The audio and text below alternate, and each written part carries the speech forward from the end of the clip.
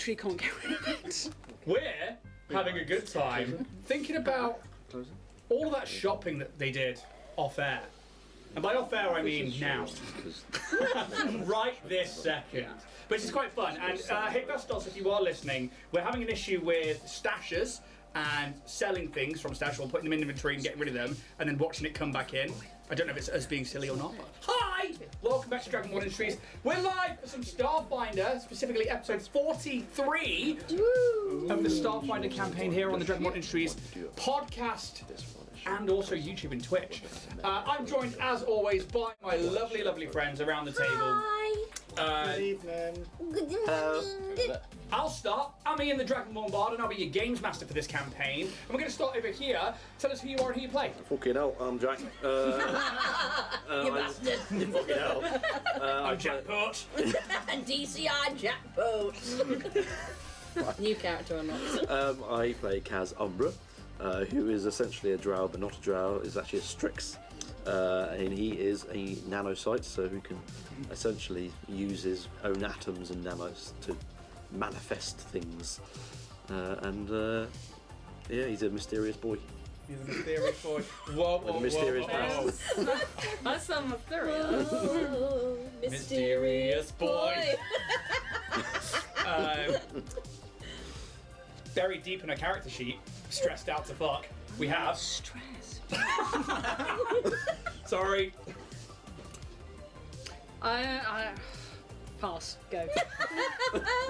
I'm Alex. I play Roose Pitt, who is a Spraxus Solarian. He studies the laws of the cosmos in order to fuck up his enemies.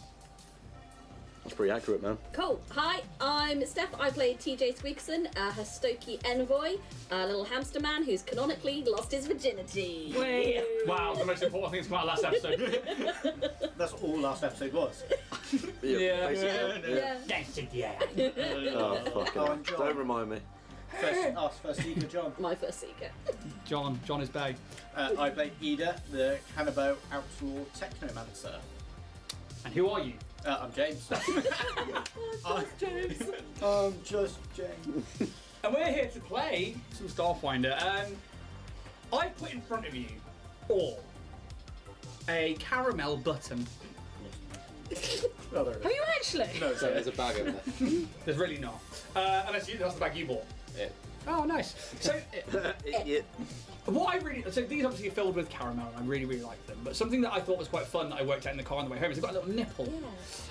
Yep. I challenge you to turn that into a regular button without breaking the seal of the caramel with your tongue to get rid of the nipple. Suck the Oh, nipple. that's going to be so messy. Yeah?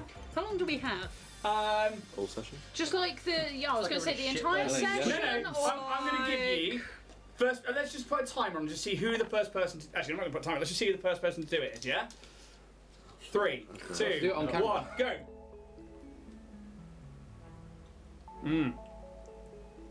Get the teeth involved. Done. Oh, I'm going to watch. Done. Done. Fuck off. I got distracted by the nipple my text. And that's what got me! So you discovered this in the car? Yeah, Shouldn't you have been driving?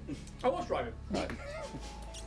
multitasking. Yeah, I'm a man. I can do those things these days. Thanks for mansplaining that to me, Alex. And there you go. It's a little bit of fun for you. I just really like the texture on them, and I spent my time in the car just going... I just went like, And it's just one I was like, save me 6 of those to guess what we're doing when we start the stream. And there you go. So James obviously has the fastest tongue in the west over here, or in the southwest. And obviously I keep second, but the rest of you seem to, it's not for you. It's not for you. Oh, I don't like to too rush much for through me. things. That's the problem. It's too much for me. Quality, not speed. Yeah. Exactly. Yeah. Get that book open. Quality, not speed. Can I do my own quotes? Yeah. Twitch, I'm going to hand over to Alex. Has there been like a quote recently that's been at the top of the thing? I didn't have the book with me last week. I completely overlooked it, but I can choose one at random. Bastard. I won't choose it at random. I'll choose one that I like. So this is like the book of quotes that we've been taking as we go through things and... Oh, that's a good one. Horse and crackers and everything. You know what the hell? Pick one and read it out. Or are you worried about what you say now? This is in context. Jack/Kaz shaft me. Talking about nipples. I don't know why I said that. Yeah, there you go. I quite like that one. Do you want another one? Yeah. Go on then. That's not fire, it's people. Oh my god. classic. That is. A classic. I literally clipped that the other day. Like one of my favourite moments. It was just like talking about Landeskog and like seeing that picture. Oh, the Landeskog. I got it. Look. There he is in the background. In front of And me. he's people. And his fire people. The ginger Yeah, convention. that's what got me. Really, like it's the ginger convention, and I was like, no, it's fucking not, please. Look at that man. Yeah, he's a good-looking guy. Speaking of good-looking guys, you can go to Roll and Play Press, and you can get your fantasy toolkits and your sci-fi toolkit generators with a little discount with Dragonborn 10. You can get 10% off those. James, pick a number. Those are a bit sexy. So it's not mine, are they? No, mate. What are you doing bringing in dice like that? There. Where are they from? I don't want to promote them. The Royal Mint or some shit. They're from one dice maker to what looks like machine made. They might not be machine made, but they do look good. They're really nice dice. Up to 109. 107. Oh my god. Don't talk with your mouth full. 107. We are looking at backpack contents. Ooh, all the high-end gear that you could need. Alex, roll me a d20, please. Oh, let me get one out for you. I'm gonna roll it on this here table over here. It's a 15. A 15. Fluffy pink plush toy of an alien creature wearing an I Love You t-shirt. Oh, that's There are very, so very much cute. Love There you go, you find in a little backpack outside of a nightclub somewhere after everything's been shot up in Starfinder. So you can grab all those books, and they do fantasy ones. They also do things like the one-shot Wonders book, which is absolutely incredible. They've now got a map library. Check them out, go to their website, use that code Dragonborn10, you get 10% off your books, and it lets, when you use that code, it lets them know that we sent you across there. I'm going to hand over to Stephanie, who is going to tell us all about. Oh dear. Okay. Oh, no. Good evening. You may be wondering who this devilishly handsome man sat in front of you is. Well, it's me, DCI Jean Poach. You may have noticed something different about me and wondering, Jean, what's happened? Could it be a midlife crisis causing you to bleach your moustache? Or are you merely at the whims of a millennial white woman in her early 30s, living out her dose of gender dysphoria as a washed-up middle-aged northern man working in a space agency in an internal affairs department based off a parody of a hit noughties show, which is arguably more concerning? Who's to say? But what I do know is whilst that I wait for the delivery of my new bachelor shuttle, I have to think about furnishing it with the finest 3D prints. So as per usual, off I go to www.warriorprints3d.etsy.com to peruse a fine selection of terrain, miniatures, figurines and more. I might have to slide into Rich's DMs on Instagram and get some custom busts printed of powerful women throughout history for my shelves. And with the exclusive permanent code to the stars, getting you bastards a lovely 10% discount, I can afford to get some lovely whiskey and milk for my drinks globe. Catch you bastards on the flip. DCI Jean Poach out. You like that? Wonderful. Do you know what? Jean Poach just reminded me of the Alistair Darling now. I got Wild West from Family Guy, but with a different accent. It's like, you know, that's the big. Straight to Hulk Hogan. And then you put the mustache on. Do go check out Warrior Prince 3D. And we were talking about the Pokemon cards last week. I've now primed mine up. Oh, it's sick! Yeah, I'm gonna see if I can go back to like my big screen of just me. I know it's a bit bit blurry, but like. So that's a regular size one, which has got like a wall mount on the back of it as well. But Richard can also print them up at like mega Pokemon card That's really size, cool. which for my starter being Oh, Monsieur Squirtle, old James Bond over here, because he's 007. What Pokemons does he have? Pretty much all of them right now. Like not only do they have the Generation 1 starters, they've got all of the evolutions, they've got the Ghastly Gengar and Haunter line, Ghastly Haunter Gengar line. I love the Gengar one. They're now not just doing the Pokemon cards from ABC 3D, which is not It's a really mouthful, yeah, isn't it? it is a mouthful, isn't it? They're also doing ones that are coming out of Game Boy cartridges. Oh. Yeah. So do go check out that store. Please go send Richard all of the money because dude's just freaking awesome at his job and knows how the hell to print things. Like, I can't find the layer lines on that, and like I 3D print and know what I'm looking for. So do go check them out. They're freaking awesome. I can't wait to get those painted up. But if you're also going to send Richard money, why not send us money for things like this Live Laugh Joan t-shirt, or maybe a Stanley Cup from Dynatech Industries, or maybe you want some Dragonborn Industries dice that I personally hand make, bespoke, or a custom order to you if you want to email in. We've got tons of things on the website. We're going to do the around the table. Jack's obviously not got his today. I've just had a cup of tea, so I'm all out. But it's not in the cup, No, was it? No. unfortunately. Tamsin, hot or cold? Water. Cool. Yeah, but with me, could be hot or cold. It could it's be. a mystery. Who knows? Oh, that's the way round we're going. I like it. So it's like Schrodinger's temperature. You don't know until you. Can that go in the book? It's like Schrodinger's It's like temperature. Schrodinger's temperature. You don't know until you try. Whoosh, he's gone. He's not in the room anymore. Alex, how about you? I got Diet Coke in mine. Cool. Could you put it's like Schrodinger's temperature in the book? I'm assuming you missed all of that. Yeah. It's alright. I've been deep in also trying to get Hephaestus to work. How's it going with that, by the way?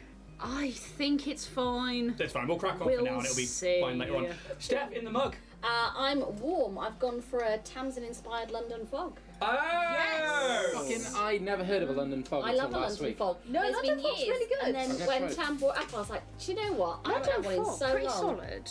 Yeah. It's a drink that we Never both heard like. Yeah, but you've had it here, and you've had it before with Earl Grey and stuff. So yeah, there you go. I guess James, Yes. Twitch subs. So, for those of you who are Amazon Prime subscribers, you can subscribe free as part of your Amazon Prime membership to our channel. All you've got to do is log in to your Twitch and link your Prime account, and you just give it a little follow, and it helps us grow. That is exactly it. And speaking of helping us grow, if you can't buy merch and you can't necessarily buy things that uses our affiliate codes, just tell a friend. Just it's the best thing they can do, isn't it, Jack? Mm-hmm. Yeah. It sure is, buddy. And while while Jack's got a mouthful, why don't we go over to the low-key deck of many insults and start pulling those out of your ass? Come on, mate. Right. Do you want me to do you first? You can be the power bottom and I'll go on top. Shaft him. Yeah! He asked for it. You're about as bright as a stone golem and twice as dense. It's alright, I Truth, quite like mate. that one. It hits hard. Oh, Stone golem, does it? I think you'll find us 2d8 bludgeoning damage. Actually. Right, who wants to be riddled with an insult? Go on. Oh. God, I love when you say Jack. riddle. riddle me do. Alex said it first, he's getting one. Riddle me. Shaft him, Jack. Here we go, here we go. Quality, not speed. Fuck's sake. Right, I would have been your father, but the adventurer behind me in the queue had the exact coin. Oh, your mom's a hoe. Sorry, the penny dropped. Okay, so I'm a little slow on that one. I don't get it. Basically, he's saying that Alex's mum is a prosy. Oh. Because I would have been his father, but the adventurer behind me had the exact coin to go in. Paid for sex. Why was he? But he was behind. But he had the coin, money the exact and, coin for it. and Jack, Oh, yeah. That's like also an insult on you for being like not. Poor. Yeah, poor. Right. Okay. So it's like Yeah. the exact amount of money, not just like the. I was like looking at 10p, like the exact coin. Like, so that really went whoosh over my head. I mean, Didn't your it? mum could be a high end. You know, she Oh, knows yeah. her Alex, is value. your mum a high-end prostitute? I like to think so. She knows her value. She's going to sell herself as she thinks that she Alex's is. mum, you fucking whore. Jesus. We've met his dad. Steph. He's alright. Riddle me. Riddle, yeah. You make prone look like a mighty athletic accomplishment. I get that one. I got that reference. Nice. It's the insult That you was a get fat it. joke. James, Riddle me. the only spirits you've ever raised were on a shelf behind the tavern bar. Oh. That's depressing. Right. Yeah. See you guys next week. You sit there and you play this game with us. Right, Tam, this is for you. I don't know. I don't know. Have you considered trying your hand at competence? No. Never. Why are the ones you delivered to Tam so fucking devastating? Roll for emotional Deep on the damage. insecurity right there. Oh my god. Stick it to that. And Ian, you're more uptight than a Kraken's arsehole at 50 fathoms. Oh, pressure. I like Yeah. it. I got that one too. Yeah. Yeah. There we go. And there you go. So I guess that's about it for announcements. Unless any of you love, I know you said the C word then, but I think well, we've still got 5 minutes into Twitch. We'll, Maybe not. maybe not demonetise the channel just yet. If that's it from everybody, I guess we'll jump into this week's episode of Starfinder. Fucking do it.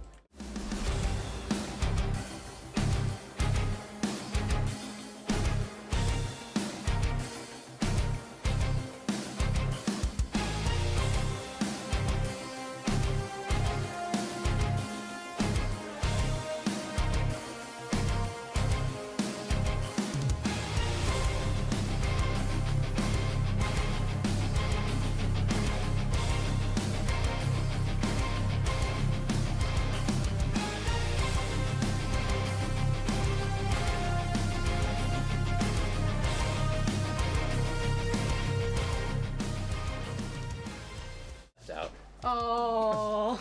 Now back on Absalom Station, the crew of Orion's Hope must try and find those with influence in the upcoming Starfinder elections and try and dissuade them from voting for Zano for First Seeker. The crew have already met 3 of the candidates: Luwazi Elisibo, current First Seeker; Zano, head of Exploration Department at Dynatech Industries; and John the Door Guy. John. A simple older man whose candidacy is somewhat of a gimmick for the younger recruits. They are given crew quarters and a room with a basic AI, the System Information Device, otherwise known as SID. Also, TJ Sweetkerson is reunited with Linda, his wife, in the Archive Cortex, and the two now with new feelings, both mental and physical, waste no time getting reacquainted. That's how you fucking say it. No longer a virgin. And this is where we are jumping back into today. If shopping is all done, would you all be... I mean, Did you want to shadow stuff? Oh! Now, Bring it up. So sorry. now, Steph's wit is something that I do quite like on this show, and it cuts deep sometimes. But that's funny. That's funny.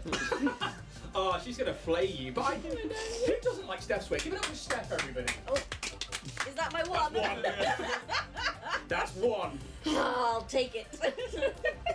You'll get another one at some point. Obviously, like, unless there's another shop that you guys want to RP or anything like I that. would like to go see Gil. You would like to go see Gil in the free markets. Anybody else would like to do I anything? think we'd all like to go see Kill at the free market. I will not. Okay, so if these guys are going to go see Gil, No, where I are was you just- going? I want to try and find that augmentation I was on about. Okay. Can I hang out with Kaz? Yeah. Snap. I go with you. Nice. All right. So going to Gil's No. for. What, mate? No. You can't come. I've got 11 herbs and spices with your name Sorry, on no it. pirate. Now, gentlemen, as a man of the world now, let's just say we can put our differences aside. Get a cigar from. Well, do it. When you're a man of the world, these things just appear. Oh, it's a small turd. It's not an actual cigar. Cubed. So I'm assuming then TJ and Kalix to Gil. Only if you want to.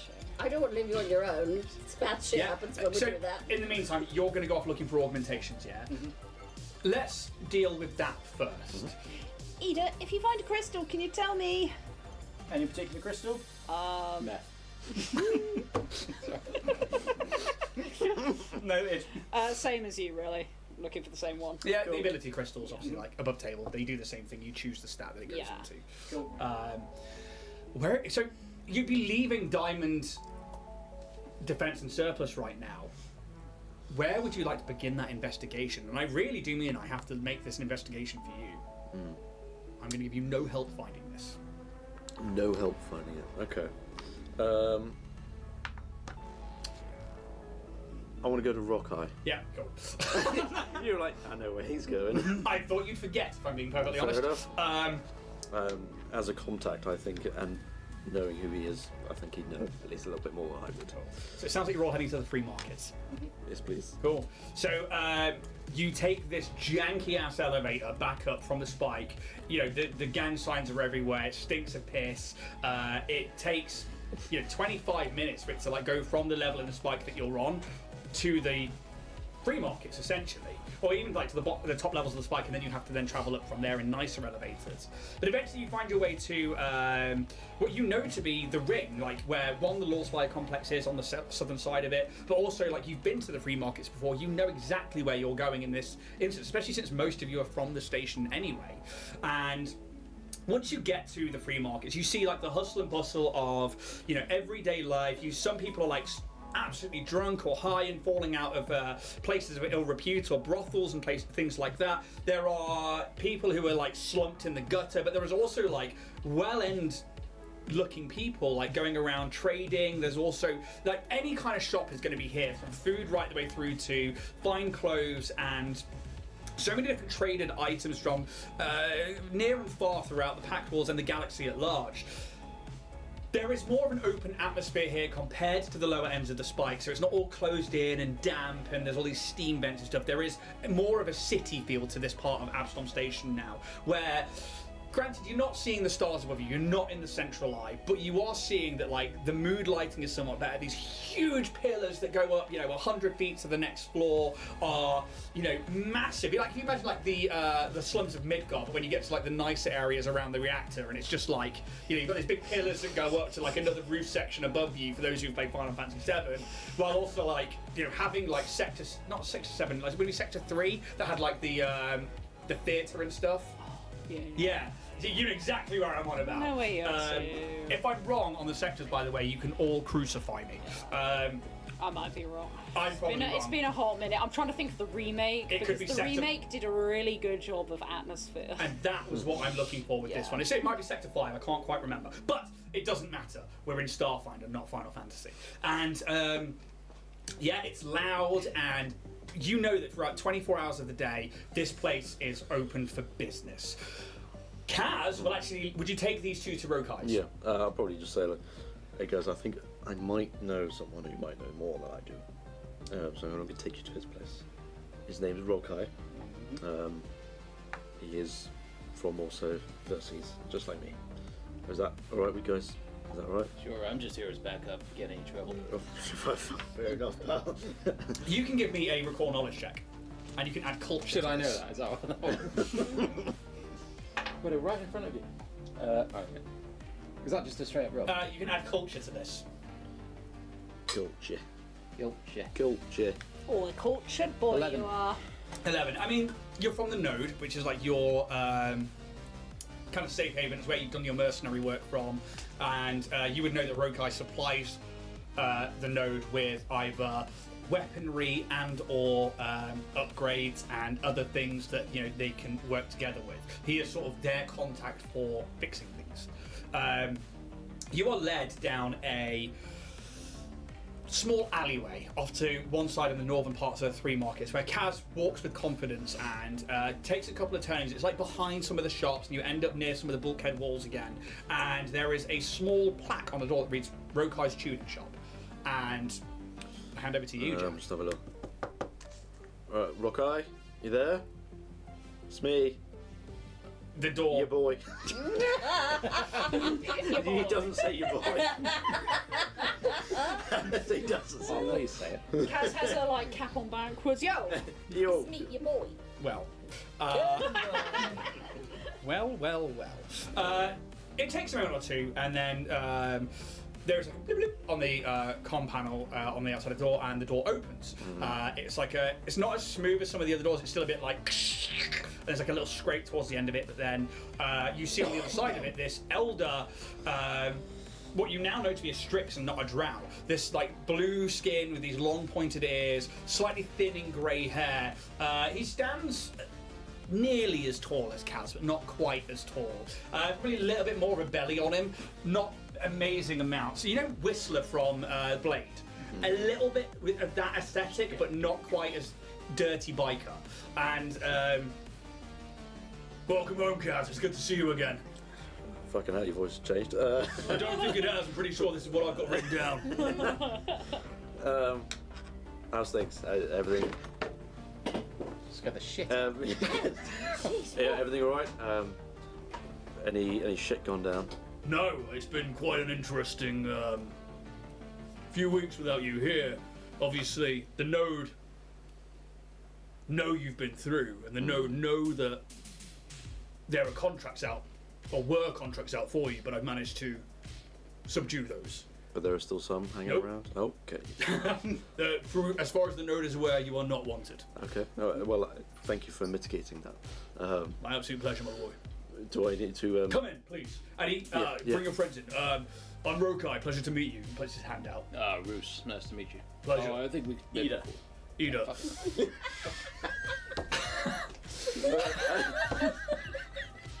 That was I probably can see that happening. an Alex interaction. Oh, fuck it. Yeah. Oh, fuck. And you are led into a small workshop. So what you guys see is that there is...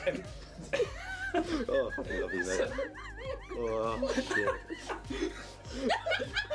It's 2 down. He's gone. He's actually had to leave the room. He's laughing. Oh, it's all good, buddy. Oh, you can stay and laugh. It works well for the camera. People want to see you laugh. Darling, come back. You look so pretty when you laugh. My giggles are a bit stupid. Nah. We just want to see you on the internet laughing like that. Thank you. It's all right. Ida. Not really. Yeah, so you see the door opens and you are led immediately into a workshop. The door is at the far, what would be, as you're facing it, the left-hand side of the workshop, and then spanning out about 20 feet is just like racks and walls of tools and different like armor pieces, upgrades for armors, upgrades for weapons, stuff like that. And then there is like a workbench to one side where behind it is like a very comfy-looking bucket chair, which seems to hover. And then some actual, like, you can see it's a defined workstation, and then behind, well, to the left of that, so on the pretty much the exact opposite corner from where you are, is like a tarp that hangs over a doorway. He brings you inside. It's like, can I get any of you a drink or anything? I'm good, thank you. I'll get a London fog. Yeah, we can do a Galarian fog. That's not a problem. But it'd be Absalom fog. Absalom fog. I'll have two. Yeah, maybe I'll have two. Just fumes. Straight out the like pipe. Tink. And yeah, he like, you know where he goes. He goes like to like behind a tarp, and then like he doesn't say wait there because he knows you, anything like that. And he goes through, and you hear like maybe like some kind of machine processing something, and then very quickly comes back with 2 piping hot metallic mugs and hands them over to you. And it would be a strong citrus style tea with it's like, oh, I don't really have any milk in at the moment, but it's very good black. Thank you, I'll take it, yeah. That's not what I asked, but alright. 3 out of 10 service. But Does Rokai actually have a data pad? not on him, but you know he does. So he doesn't have it on this person right now. He's not like wearing armor. He's like just wearing like overalls. Yeah. Look, I mean, just get to the point a little bit. We're kind of in the market for augmentations. I haven't been looking around Absalom enough to really know other places other than Dynatech to look for any. Yeah, and you'll be hard pressed to find any outside of Dynatech Industries. Obviously, there are bigger there are other corporations like Abadar Corp and some of the other big names out there. But here on the station, Dynatech do keep a heavy monopoly of them of sorts. I'd have thought, however, you'd have come straight to me. Oh, we haven't looked anywhere else. Oh, you have come straight to me.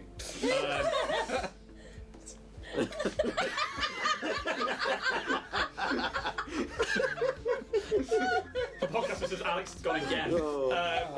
I've been losing it. Obviously, you and I are both used to both working on cybernetics and augmentations as it is, but What's going on here? there are a few places within the station that that you could find them if you knew who to look for or how to ask. We have point us in the right direction? Yeah, absolutely. Do you trust your friends here? Obviously, 100%. I know that Roos works for the Node, but no offense, my friend, but I do not know you. That's fair enough. Nor do I know you. He hasn't been with us for long, but he has been an integral part of our team. Very well. So I trust him. The first place of interest would be a quite low down in the spike. There is an arms dealer who works a lot of the black market and a lot of the piracy routes called Diamond. She is Deals in arms. You mean Diamond Surplus? yes. Do you know the place? Well, we've been there to buy a few things already. They didn't realise they did augmentations. You didn't see any, I don't think. Not openly. Oh, I'm with you. Diamond is the kind of friend that all of her stuff out the front is all well and good, but if you want the good stuff, Do you know Diamond? Do you have any sort of connection? a small connection with her, yes. I don't know if that's enough to get you through the back door and into what I can only describe as a haven of weapons and vehicles, but she does deal with certain augmentations, more the technical variety than anything else. Okay. Bioengineering is a different feat. There are a few Eoxians around who deal with necrografts. I'm looking for Magitech stuff. Would that be Diamond's sort of Depending on what it was, quite possibly. If you're after magical wares, that's a little harder to come by, and I actually need to bring up a note just to try and find where that would be. So, he would tell you that Grigor McClaw's Maladies and Cures sometimes has this front of being a homeopathic place of remedies, but he's got connections to many nefarious dealers and freers of lost treasures. Okay. Sometimes they might happen across things. Yes. As for Would an ability crystal be something they can acquire? I'll roll it up. Nat 20. Fuck yeah. They got 20 of them out there. No. You buy one, you get 19 Now, free. you are talking high-end credits for something like that. This is something that permanently changes, like, who you are fundamentally. But yes, if they've had the right resources available to them, it is something they will probably be able to create and or have. Okay. Good to know. Magic augmentations and Magitech is less policed than, and he smiles and looks at you, physical augmentations. Dynatech seems to have a rather heavy-handed approach to making you pay over the odds and what seems to be not be able to pay your bills with contracts. Yes, quite. We know a lot about that, unfortunately. Well, that's good information. Thank you. Probably go have a look down. I mean, are you looking for anything else other than ability crystals? I'm looking for something more cybernetic, something that was military grade, but can be used for other things. What is it you're looking for? It's called adaptive fingerprints. Now. No. No! Yes, now. They were originally created for the military, but They are very, very popular among thieves and smugglers. He's going to ask you for your fingerprints. Do you have fingerprints? Your claw prints? Feather prints. Sorry about that. Last time to ask. I hadn't considered that. I don't know. Give me a few hours to make some contacts. I'll see if I can find something for you. Cool. All right. it's never happened. Do you have Please. You can trust him. Are you looking for anything, Bruce? No, Any just particular I'm all good. black markety stuff? Purchased out, so I'm just here to latest copy make of y'all Spraxer? sick. Oh, you're back. And he like flips something on the table and like a hollow game comes up. Oh. We never did get to finish that game. And with that, we're going to flick to these guys. Can I ask? Oh God! It's all like you, I isn't just it? want to ask one more question, at least. Yeah, what? I would like to play this game. Fucking hell, Rocco. All right. Have you heard anything from Verces? Yes. Should this be a talk in private? No. Both you and I are lost children to the Citadel. We've both made our lives outside of Verces, but I do hear rumours, cruise ships from Verces that sometimes dock with the station. I'm always keen on hearing. There have been sightings of more Strix recently. There have been what seems to be things flying out of Kedel. Not ships, not Strix themselves, but certainly something different. Nobody's been quite able to say enough that I've been able to catch anything off, but there is definitely something going on there that is not the norm. Interesting. Yes. Whether this coincides with whatever it is you're doing, or, you know, the fact that your face was plastered all over the media recently, which I'm quite happy to say has quietened down. Good. Fuck for that. Why do you ask? Because I've heard stuff too. Oh, please. Flicks the game off. So we will get back to that, I promise. I'll hold you to that. There are, as you probably, well, yeah, you know, there is quite nefarious stuff going on there. I have had the opportunity to see within the walls, and You've been back. no, through magical means of some sort. I don't quite understand it, but It's fine. I saw one of my old crew still alive, and they shouldn't be. Might want to put your compad on silent, Kaz. Sorry, I fucked it up a little hours Give me a ago. perception check. I think it's plus 20. 20. His is just like in the corner of his desk, like underneath a load of tools. He's just like thrown to one side. He obviously doesn't care too much, like be receiving comms or anything like Yeah, that. yeah, okay. Pretty haphazardly just left around. Yeah, one of my crew's still alive, and I've briefly made contact with her. Now, when I found you, I promise you they were all dead. Well, I saw it just before I passed out. I saw them get ripped to pieces. How do you surmise then that? I can't make head or tails of it. The only way I can possibly fathom it is that their corpses or bodies were picked up not long after the explosion and put back together. And given all the technology the Strix have, I wouldn't put it past them. And given the extent of the experiments that they put on me and yourself, it's definitely not out of the realms of possibility. But the only thing is, for it to have only been that quick after the explosion, they would have to have been ready for it. It's interesting. Unlike you, was never part of the nanite program. Something I never really knew of until I met you. Obviously, just like you, my wings were stripped and I was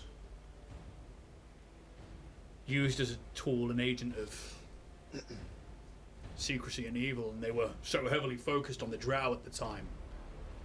Yet they let your crew go. They let you go on adventure. And yet, instead of being these sleeper agents that I was bred to be, you were infused and let out. It's long been a theory of mine that what if that was another test? What if that was a way to get an emotional response out of you to see if those nanites would engage? I think so. I mean, they will go to any length, and they will try everything. You said there was no attack, there was no target locks. There was nothing to say that you were in contact with another ship. The ship was running absolutely fine. There was nothing on the radar. And then it just fell apart. Yes. I've been thinking about it ever since. I wonder if... And don't take this as a slight, Kaz. If you were the failure there. If you surviving meant that the nanites didn't evolve. What if those nanites re-put back together the rest of them? Yeah, that's true. I didn't think of it that way. It's only a theory. And I've been known to be wrong. Yeah.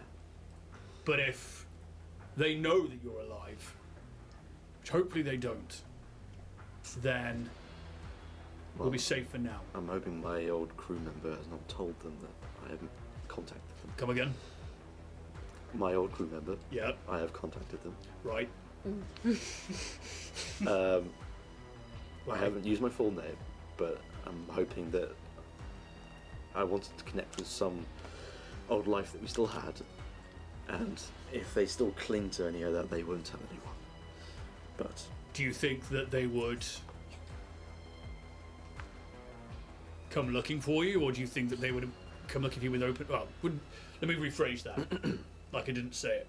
Do you think they would come looking for you with open arms, or do you think they would come looking for you with hostile intention? I've told them to meet me at Absalom only if they do not intend to kill or harm me. So you threatened them? No. I said, what I said was, if you or anyone who is your superior wishes to harm or kill me, don't bother coming. Because? I didn't say that. Well, there was no because. Right. It sounds like a threat to me. But if then nothing happens... Either way. I'm not seeing it that way, okay? Look, if I was as arrogant as the architect... I'm hoping for the best.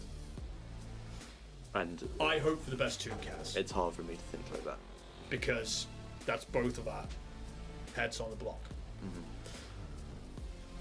For now, I will do my best to keep a closer ear on travellers coming and going from Verces. It is a common route to come here. I haven't mentioned your name, and I won't. Thank you. So, as far as they're aware, I am also dead. However, spotting, now that I know that I'm looking, not necessarily for old crew, but for Strix, I will keep an eye out. Rarely see Drow anyway, but I will keep an eye out. Thank you. And we would then flick to the outside of a building where it says trinkets, tailors, goodies and brine, and there is this like big like fish bowl which has like this neon sign and like a splashing fish and water in it. I hand over to TJ and Calyx. You know business, don't you? If there's two things I know in this world, Calyx, it's women and business. I fucking knew it was coming. I got laid this morning. Still in Rokai's voice. I got laid this morning, guys. Welcome back. 84 and fucking 5. If there's two things I know in this world, Kaz, it's women and augmentations. Yeah, pretty much. Yes, I know. I do know some things about business, Calyx. I can't remember where this train's going anymore. I'm sorry, what? Nothing. Okay. What do you want to know? You might have to sort of go along with what I'm trying to do here. Cool, yeah, sure. Okay. Yep.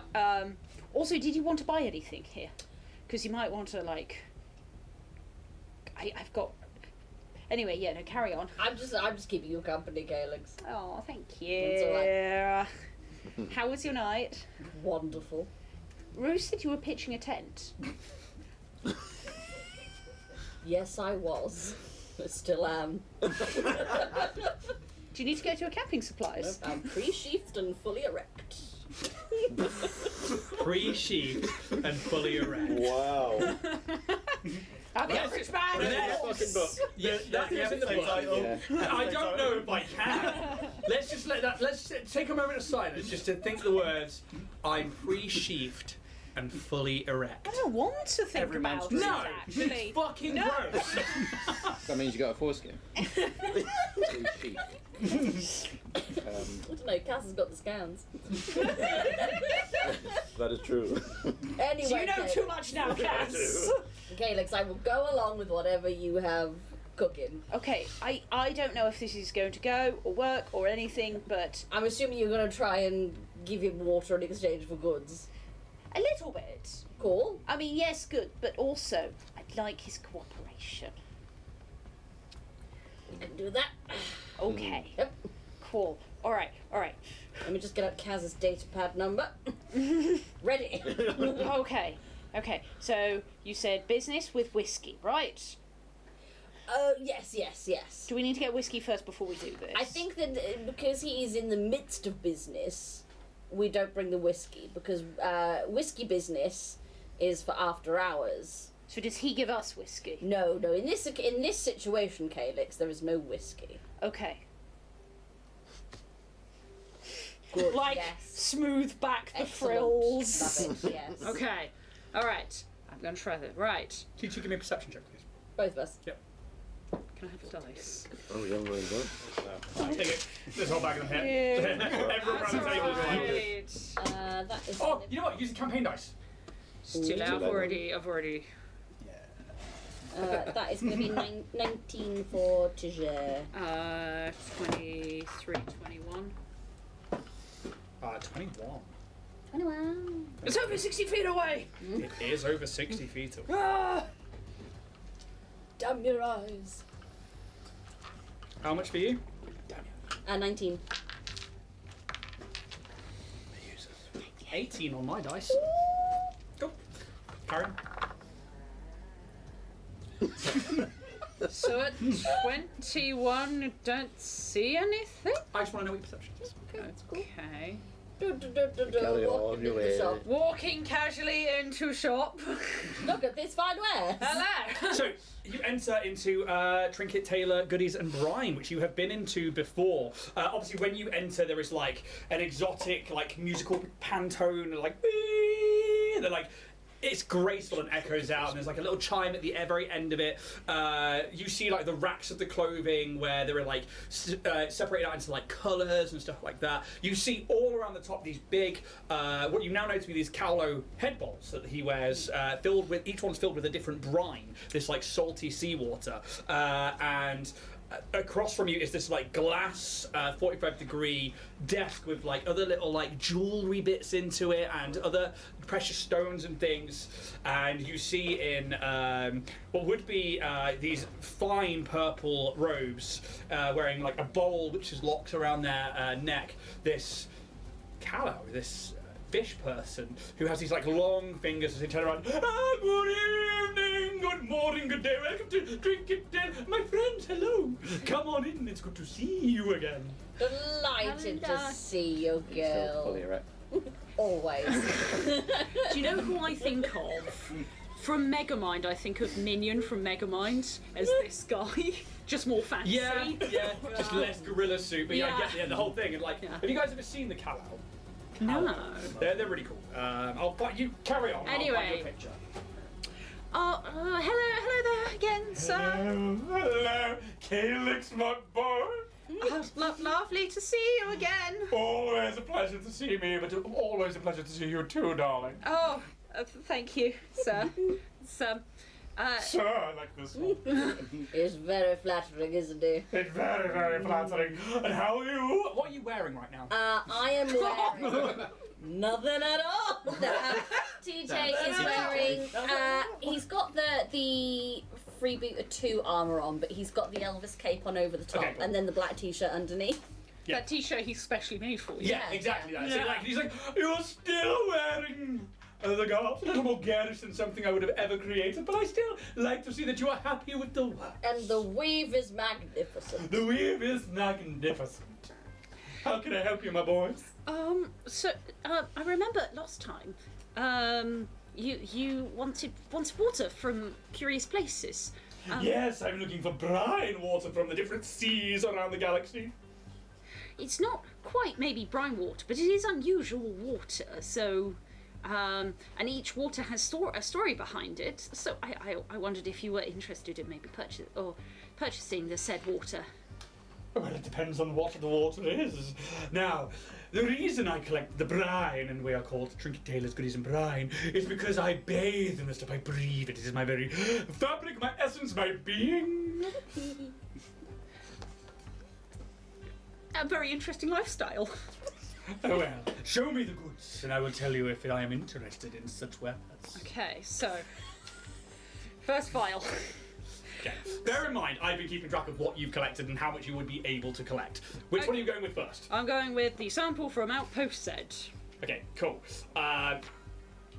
So this is water collected from a oasis in the middle of Outpost Said. So I don't know if you know Outpost Said, but it's a rather smaller version of Absalon, and it's dirty and it's piratey, but then in the middle of all of You're this... not selling it, darling! No. It's a hive of scum and villainy, with the most cutthroat bandits you'd ever lay your eyes upon, and yet in the middle of this place of despair and danger is a shining beacon of vitality in the shape of crystalline waters. Isn't that right, Calyx? You may make a diplomacy check and you may aid. I'm going to give you the aid. Yeah, judging by your score. It's pass. On that alone, I will give you the aid. So, diplomacy.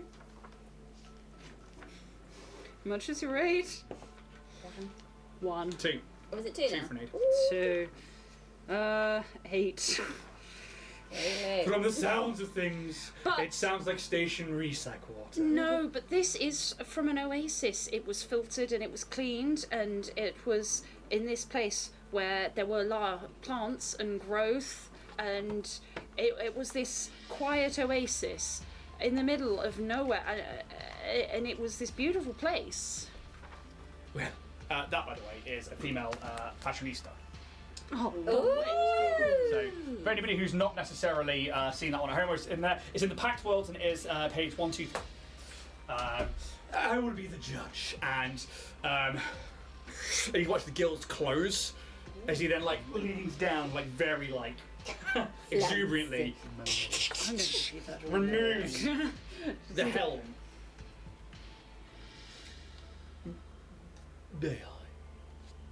And he There places you go. his hand into it, and then rubs it on the inside of his gills, and you just watch his face tighten up. I think maybe not. okay. No, that's fine. But thank you for trying.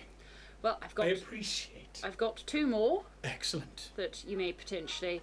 So, while we were travelling the drift, we came across an asteroid, ancient ruined asteroid that no one had been on for, well, we're not actually sure for how long, but the asteroid now no longer exists. We've taken the gravity beacon from it, so it's now an impossible asteroid to find. And I collected some of the rime water, the ice, from this asteroid. You could say it's some trinkets, tailors, goodies, and rhyme. No. Rime is another interesting source of water, because you wouldn't be able to collect a massive vial. Yeah. This would be This is like a little scrapings that now tasting. these are this seems like space water, like any oxygenated area that would then freeze. I imagine it would not be a brine or a salt water of such, and seems like something I could find if I were to leave Absalom Station with a small oxygen tank and potentially open it. But how often do you leave? I don't need to. But I appreciate. I'm afraid that won't quite do for me. I am simply after the brine. Okay. Got that, Calyx. Well, I've got 1 more water. Please do tell. I'm very excited to see where you have travelled. Okay, so I've got some water from my homeworld, which is Now Historia, you're talking. out in the NIS system. So this is obviously not even within the pack worlds. This is quite far-travelled water, and I got this from the Sacred Temple, a Temple of Desna, something that my people hold rather sacred. It is unique, and it has come straight fresh from He's the now mountain. playing with the bowl. Keep going. Help with descriptions. I'm not going. In the midst of this beautiful, picturesque, colourful planet is a jungle, fearsome and deadly, but also with innate beauty and serenity. And at the end of this is a temple, atop a mountain, secluded and almost captured in time, where trees talk, fruit is delicious and fills you with a sense of renewal, and at its beating heart, water's touched by Desna herself. I will take the diplomacy check. You obviously get the aid. Yeah. Come on. It's better. It's bad. It's alright. It's +2, isn't it? Yep. So, 21, 23. How much of this do you think you've collected? Okay. Logically, I think that's as much as I can really carry. I think it's about the same. Yeah. I didn't want it to be like, a barrel he can put his head in. I'd have been like, An entire swimming pool. No, No, you I'd ain't. say Sit in that it. this is like a pint at most. It comes So, in pints. yeah. This is a high quality pint right here. I'm offering you. Down pop. now, Also. you have my attention with this one. Sacred, a journey of adventure, and a tale to go with it. I am intrigued.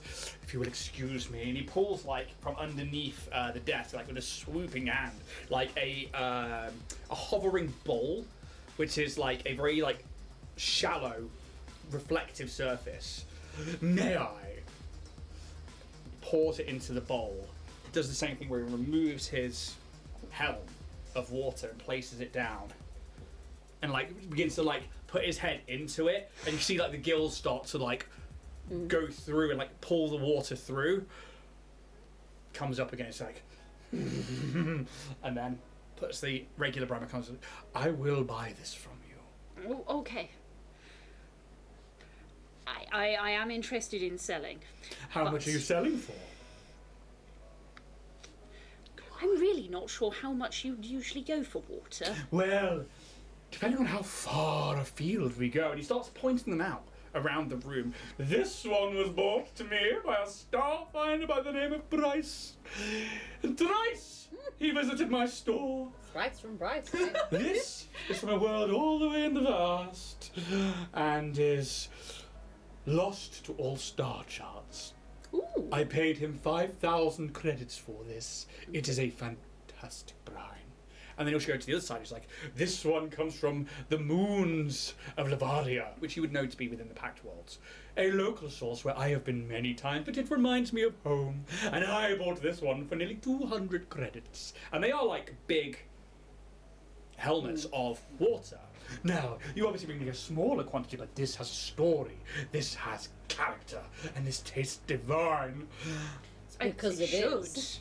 Yes. You say it's from a temple, and it's why I choose my words carefully. Probably holding a pen, not I would offer you in the regions of 300 credits for it. Ooh. Now you're right, it is a small sample, but... It is from another system. And it is a So are these, my friends. True. It's high quality, it's touched by a god. It had a long journey to get there. This is at least 2-3 weeks journey. It sure is. I haven't seen you in about 4. Calix, Calix, is there anything that you need from this place? Not need necessarily, but if you could give maybe 400, so we can do 200 each. I think that's. Oh, give me a diplomacy check, darling. You get the aid.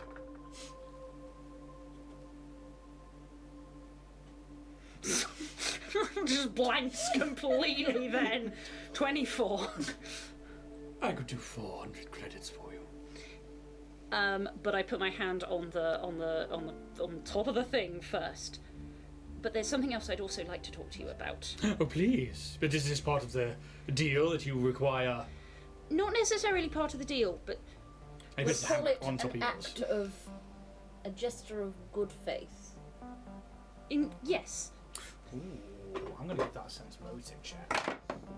Look at that. That Out was there. very It's nice. there. That was Sick. magnificent. It's only 3 on the dice. I'm not going to tell you its modifier, but it's not that high. But go on. So, Couldn't do that again if I tried. you sell a lot of Decimar silk, yes? I sell some. Some. It's been a bit dry in the recent weeks, but How much do you... Is it one of your higher end or lower end or medium end fabrics? oh, it's certainly a higher end fabric. If I were to tell you that potentially soon it may become a little more scarce, What do you know?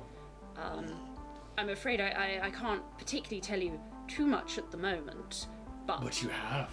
With your questions alone, you have told me a lot. What do you know, boy? The silk that is sold on the station may not be maybe the most ethical. People may not quite enjoy maybe where some of it comes from. But my people, I would like to make more contact with the outside world, and I want to... If I could supply you potentially with quality Decimar silk that is sustainably sourced, would it be something you would be interested in? Very. Okay.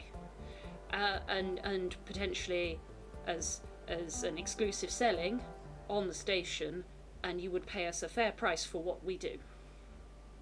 I would pay a fair price for what you do. Definitely. With the addition of heavily discounted clothing and accoutrement for the crew of the Orion's Hope as facilitators of the deal. You see like an eye twitch. Could we do that on a garment by garment basis? We could. I think that's reasonable. But if you are With now, free advertising, of course. if you are to make me the sole benefactor to this silk, away from maybe certain galactic conglomerates, Yes. I would be very, very interested. Okay. As I say, this is still a little on the works, and it may take a little time for things to go forwards, but it is something... I am glad, though, that it is something that you would be on board for, because it is something that I would be very much interested in setting up as a business partner. Well, And that's he not tries to, like, shimmy himself up to try and pretend to be business. Good job, kids. Good job. Yeah. Give me a diplomacy check on business partner. Business. You get the aid again because TJ is saying the right things. Right. So he's 18. We'll talk about partnership when I know more about my individuality as a Decimar silk. Stockist. Yes, Oh, yeah. stockist. Now, I will return a favor for you. You should know that some of the silks that I work with are brought into the station illicitly by less reputable individuals. Yes. Would it happen to be individuals bearing this mark? And I'll show the mark on my armor. Would this be why maybe you are now the sole benefactor to the Decimar fortune? We can neither confirm nor deny. Nor this deny. time. I'm sorry, I've been well fucked. You were looking for more?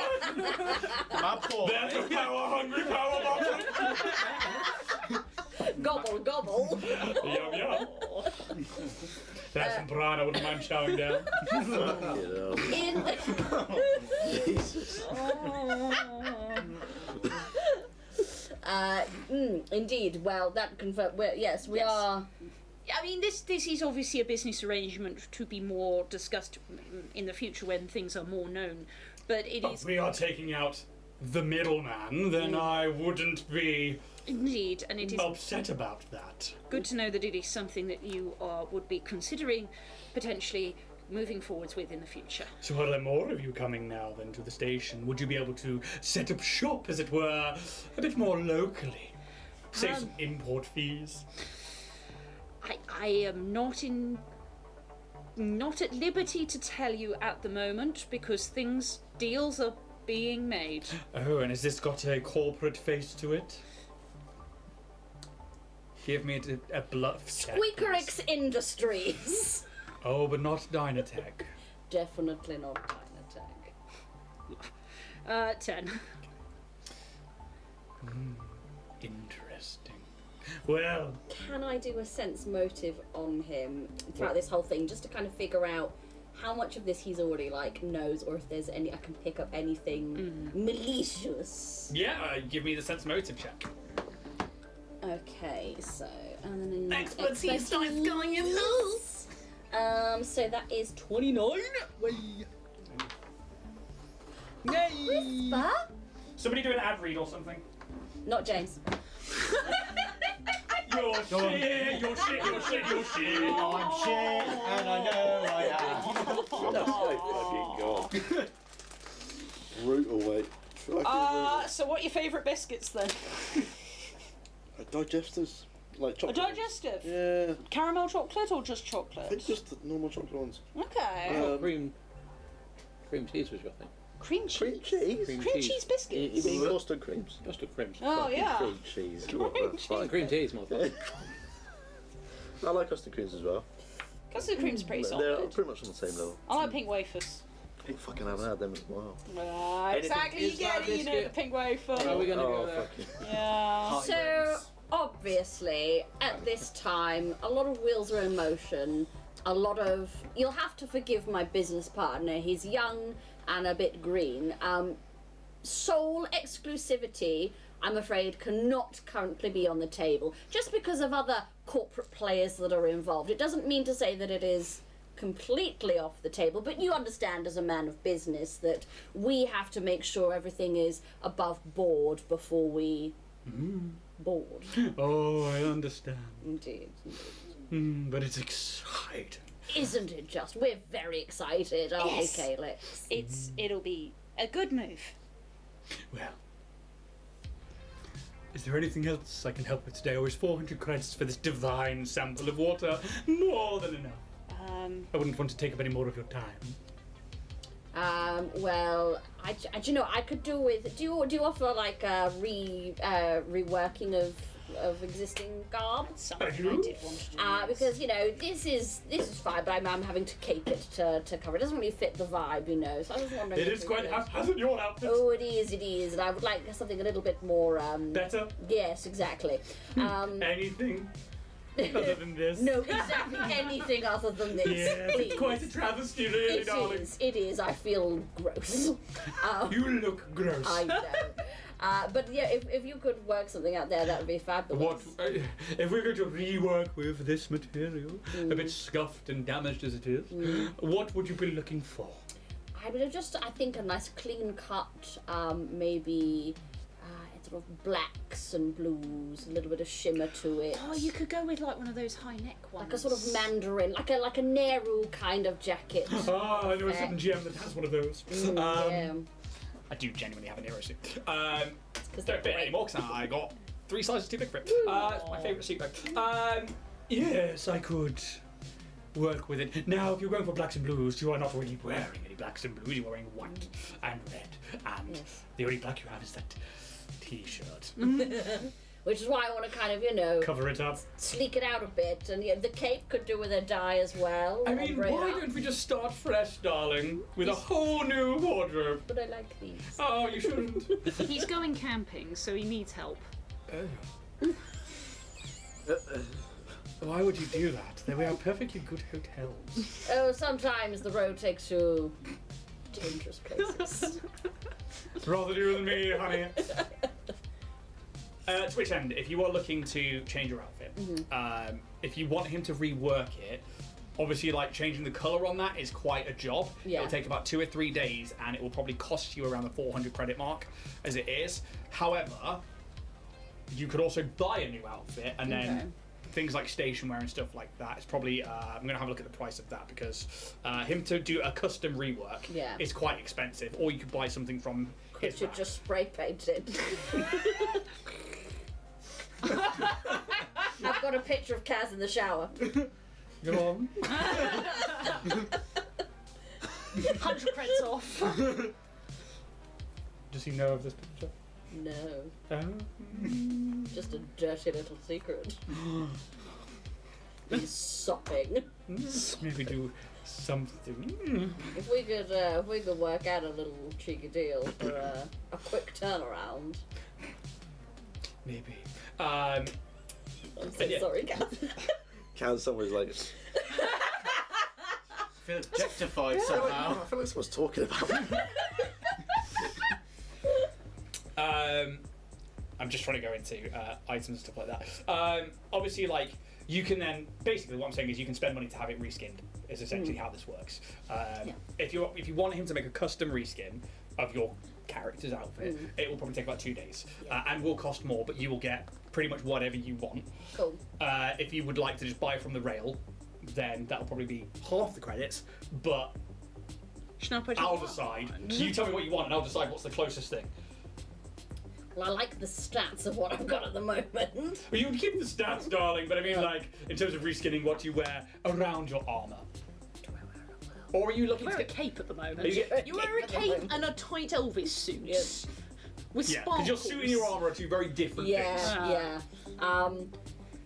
Like you've got freebooter pirate armour that's like pushing out underneath the Elvis suit with a deep Well, no, the Elvis suit was the Cathasan microcord, which then I gave to you. But I've got I do have the Elvis cape and then a Hawaiian t-shirt and a graphic tee all in one.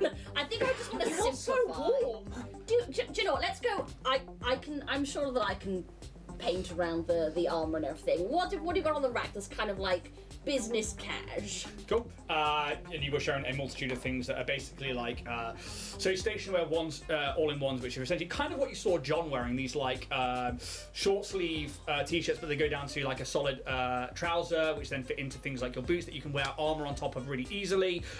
You can have them customized to have either certain like embroidery bits on them or to have certain patterns and stuff, but essentially you are looking at Under Armour right the way through to like casual business suits and stuff. If we dress up all like John and then be like the John Brigade. It's tempting. Most Starfinder Under Armour is the same. Yeah, I think TJ will go for just kind of like a standard sort of, again, you know, nice, easy kind of quality blacks. But I would like to go for that custom embroidery. Yeah, cool. And I would like to get a little hamster print, Hastoki print, Yep. with an H on the palm. Nice. 2 seconds. There we go. That's probably going to cost you. With the Kaz photo. Probably about 200 credits With the Kaz photo? with the Casper photo. It's more the custom embroidery that Yeah, needs to be fair. done. That's fine. Otherwise, if it was like straight from scratch to rework yours, it would be like the higher end of it. Yeah. Do you actually have a photo of Kaz? Of course I do. TJ is Always watching. always watching. He has been taking photos. And has been like He has screenshotting. Just things. because, just for safety of the other players, nobody at any point has said, I'm taking a picture of you in the shower, mate. I don't give a fuck Cool. as a player. Just wanted to Nothing make sure. lewd. It's Kaz just might give kind a of fuck, like maybe but I Kaz don't. coming out with like a towel wrapped and be like, whoa. Give me 24 hours and I will have your new garments ready for you. Cheers, boy. I did actually want mine customised a little bit. So I want basically the D-suit armour, but I want it to be more like a wrap so that if I do change body type, it's easier to go between.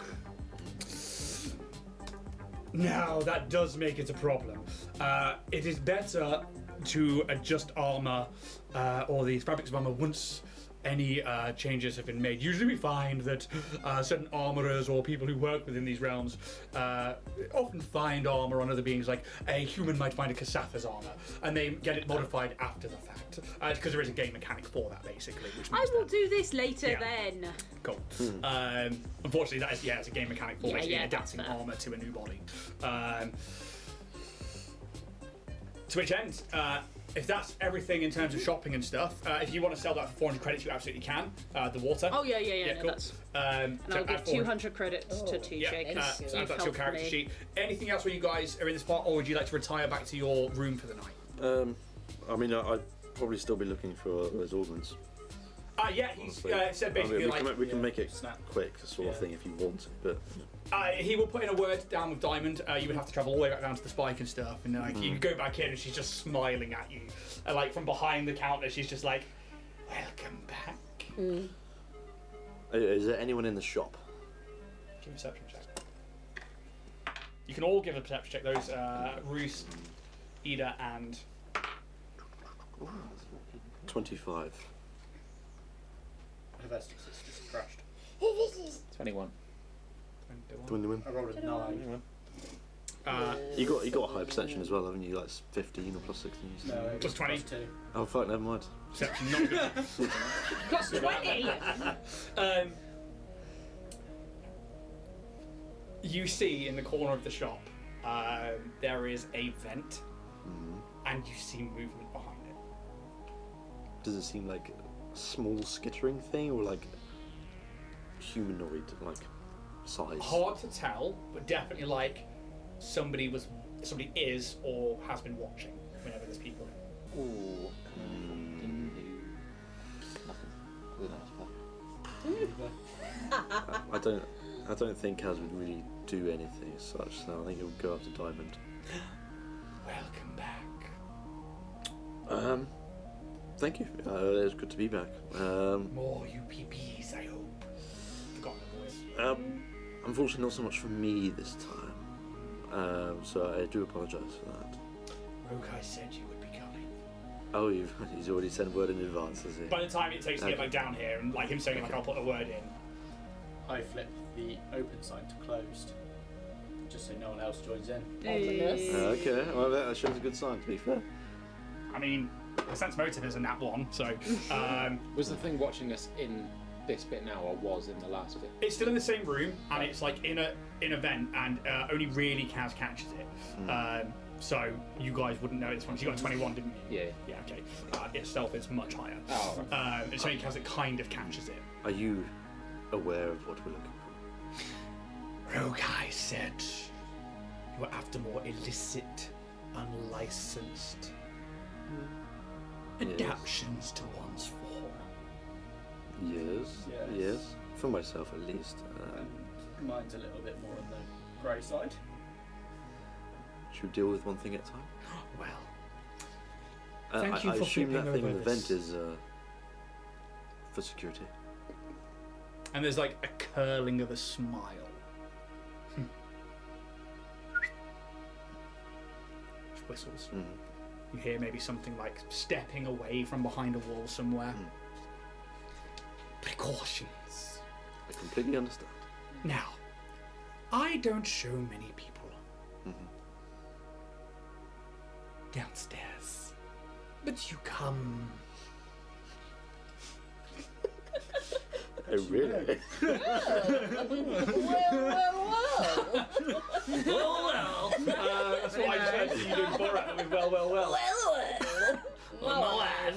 I'm king of the castle, king of the castle. It's not very often me and Steph vibe like this, but like every now and again we just like, she's so easy to vibe with. And anybody who might be putting out a theatre production or looking to, get a voice actor of some kind, or just a GM, Steph.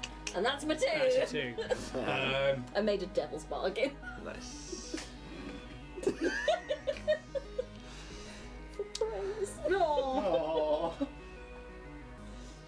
She stands up from her wheeled chair and not a hover chair like was in Rokai's. Fuck, I can't walk. and basically leads you through a back door and down a set of these it's like scaffolding stairs into an open warehouse of vehicles, like tanks, bikes. There are heavy artillery pieces in here. There is like a gun range. It is a fucking warmonger's dream. Okay, hell. I mean, check out those bats, man. That's not the bikes I'm looking at. They shouldn't have those here. No, we shouldn't. And you will keep your mouth closed when you leave. Let's not ask questions. Shut the fuck up. What are you looking for? I can speak for myself. Force souls. Easily doable. Nothing major, I know. We have the Mark 1 and Mark 2s available. Okay. How much are you selling them? They are quite pricey. The Mark 1s are around 2,300, whereas the Mark 2s are around 11,000 credits. Understood, yeah. How about yourselves, boys? I'm looking for something a bit more adaptive. Adaptive fingerprints specifically. And you see her eyes glisten as they look towards you. And she murmurs. A very interesting cybernetic implant. You wouldn't be looking to rob little old me, would you, with something like that? No, not you. No, not me. Yes, we have them. And what's your price? About 4,500. You didn't see me with the fingerprints. I didn't see all of this. Oh, I'd be more worried about seeing me with it if I were you. I'd say about 4. Give me a diplomacy check. Oh dear. 3. Understands that I am one of the only dealers of these on Absalom Station outside of licensed corporations. 4,500. Okay. She just holds up like a dick. Come on. We accept Amex. Peter, I can Here's give your you. UPDs. Oh, UPBs. And you see her eyes light up. She pulls out this small pouch, opens it, and as you drop them in, they just disappear. And obviously they weigh them. Yeah. And they just drop into nothingness. More go into there than should be able to. For half of them. I was going to bump you up to 4.5 using my cash, so you don't have to spend the whole. So I'll give you 400 credits, 500 credits, Oh, or UPBs. Well, we gotta look out for each other, right? Aww. A good friend you have. Is there anything that you're looking for? She will, Taurus? She whistles No. No. She basically puts I'm two of these rodent fingers behind her rat I'm good teeth, for now. Okay. and then whistles really loudly, and a drone comes flying out from behind one of the massive shelves and stacks of things. She's like, 401 shelving 2, please, and it flies off. I think the only other thing we're looking for is ability crystals. Mark 2 times by 2. Mark 2s? Mark Fucking 2s. hell, how much are you spending? Christ. I will go with either a Mark. I'll note it down. Either Mark 1 or Mark 2, whatever's available. One Mark 1, one Mark 2. News just in. Although, Mark 2, better. How much are Mark 2s? Fucking... They're big. 4,000. Oh, they're not that big. She smiles. These are very rare. I have 2 in my possession. Mark 1s. No Mark 2s, I'm afraid. I would say that there may be more magical dealers in the station who might have higher end ones, but 1,500 per crystal. Sold. Deal. UPPs or UPBs. oh opens the pouch. Can I do a sleight of hand check? What are you trying to do here? 100 less. Gee, you cheeky boy. You really are a cheeky You're going to boy. be shaved. 26. 2 on her dice. Hey! She cannot beat that. I'll have that. Shut up! Hello, You can sir. sneak 100 less UPBs in there. Nuts and boy. I'm not gonna count them. Wait a minute. I will say I'll just forward you the UPBs when we meet up. So And another drone comes out. 792X4. Can't do maths. 2 of them. Jack. Yes, mate. Maths. What is the maths? 4,000 minus 1,400. 2-6. Go. He's good, isn't he? It's amazing. He's good at Every it. time. He's so good. Yeah. That's boy. How much? Sorry, you said the 4 souls were 2-3. 2,300 for the Mark ones. I was looking more for 2. 11,000. Hang on a minute. No, sorry. I'm looking at paying 2,000. Oh. It's like, that's a fucking jump. Isn't it? See you later. Bye, Felicia. It's not a fucking auction. I think it Mark 2. No, yeah, no, it's all good, it's all good. Give me a diplomacy check. I don't have the money for Mark 2s, otherwise I would. Have enough money for chicken nuggets. I spent all my money. Diplomacy. Shit, not good. I will give it a +1 because other people have spent here and you were sent here by Rokai. Okay. 20 then. It would have been a 19, but it's a 20. Now, above the table, she knows you can't go anywhere else. She knows that she has everything outside of Dynatech. Yep. Mm-hmm.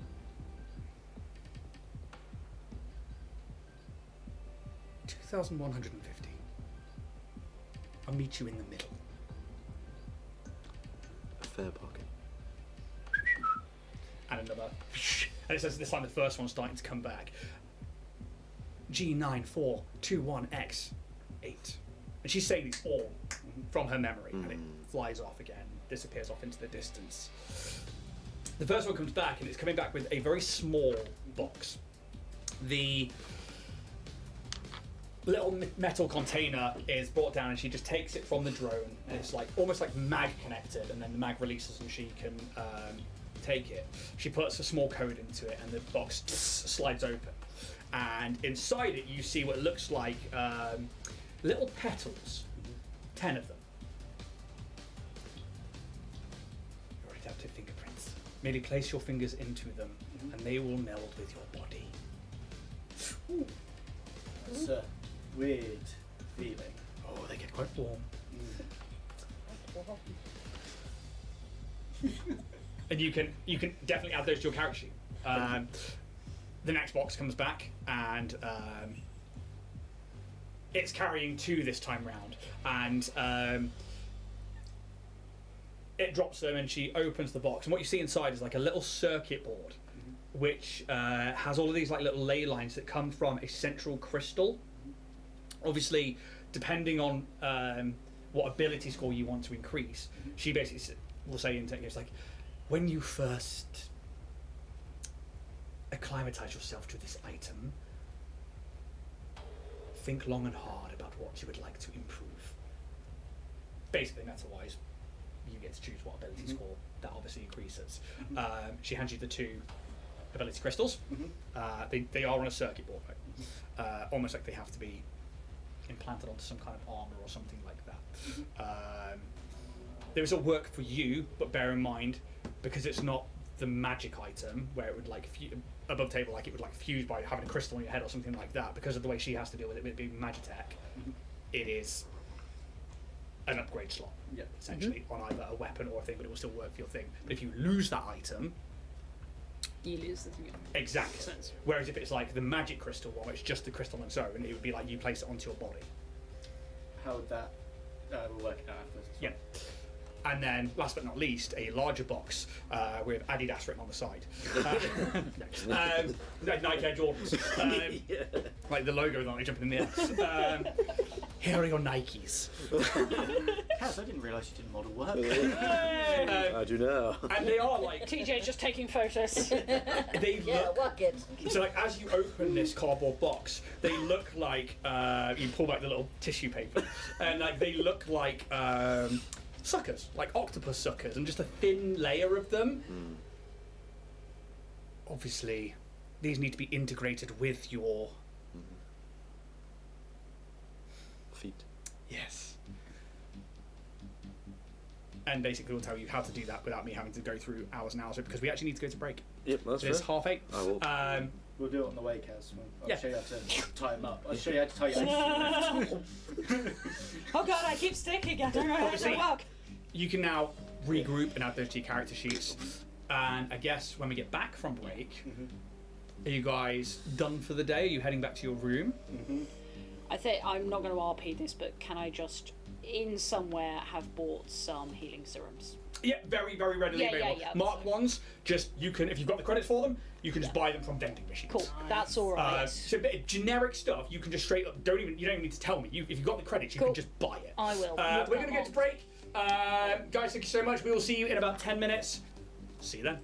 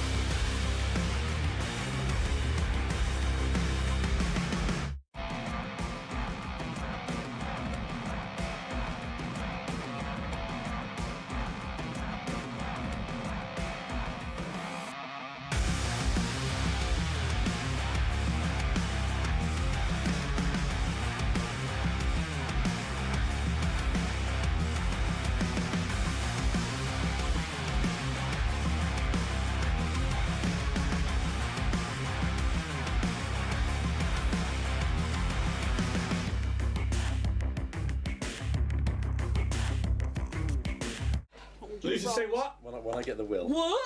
I'll let you know. You what, mate? How you guys doing? Not too bad, mate. All shopped out, all done? Can we get back to the story? No, I want to do more. Let's go shopping. I do actually want to give one more thing, but it should be quick.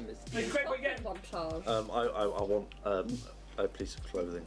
Cool. Anything in Well, particular? you know where no. to go. Do we Kaz need to? hates it, but he's like, I need to change Do we it need up. to up here? Don't have to. What is it you're after?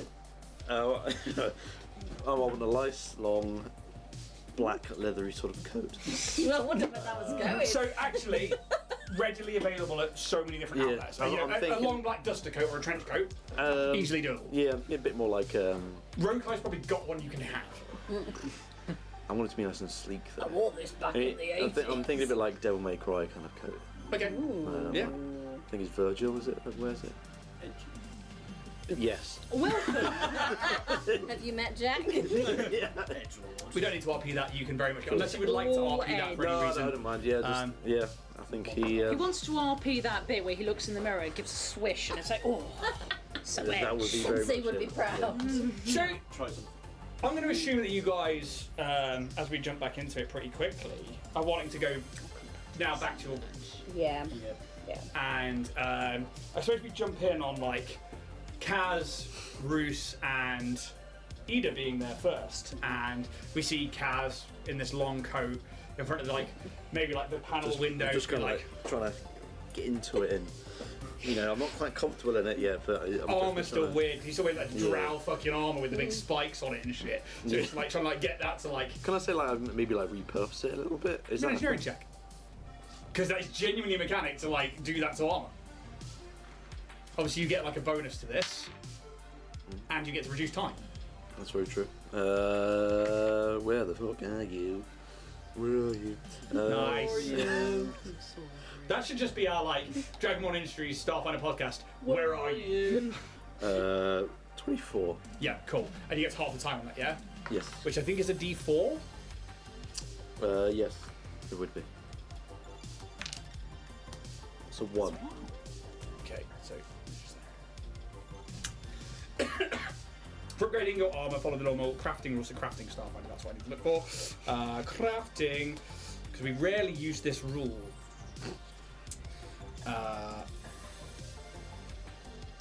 You have tools, you have a workspace in the room. We did say this up there. Do that. Earth. So it normally takes Never 4 heard of hours. it. If your number of ranks in the appropriate skill to craft an item exceeds that of the item level by 5 or more. The item level of that armor is. Where trying to find it. 5. 5. And your level is 5. So we're gonna say it's gonna take like the better part of the night. Is Kaz like trying on the jacket, taking it off, adjusting the armor, putting the jacket back on, adjusting the armor, and that's basically his evening. Cool. You know, you guys re-enter the room as together and like, oh hey guys, how you doing? Welcome back. Can I get you guys anything? I'm alright for the moment, thank you, dear. I'm alright, thank you, Sid. No, thank you very much for Gaelic. How is everyone? You all pimped out? Oh, I'm great. Thanks for asking.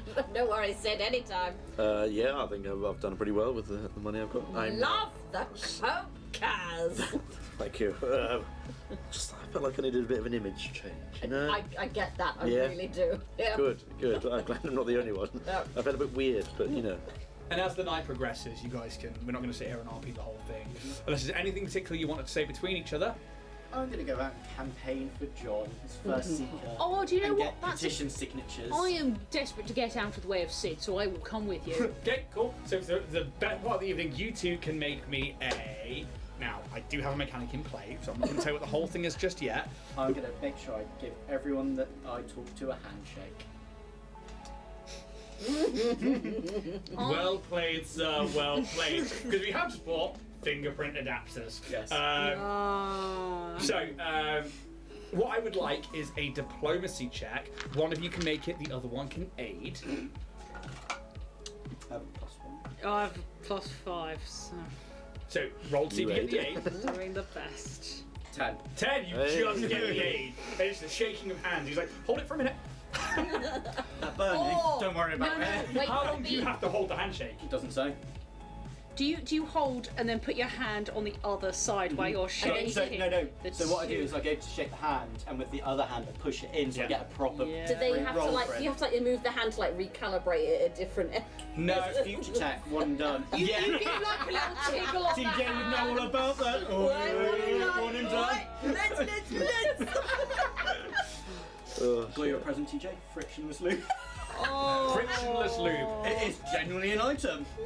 What on there shouldn't be friction. Is it actually? It is. I was looking at random items. Why were you looking at it? Yeah, on the deck on this one. Frictionless lube. Are you using Starfinder? What the fuck are you using as lube? That implies that there should be friction. Yeah. Which, Really granulated. which I would say is not lube.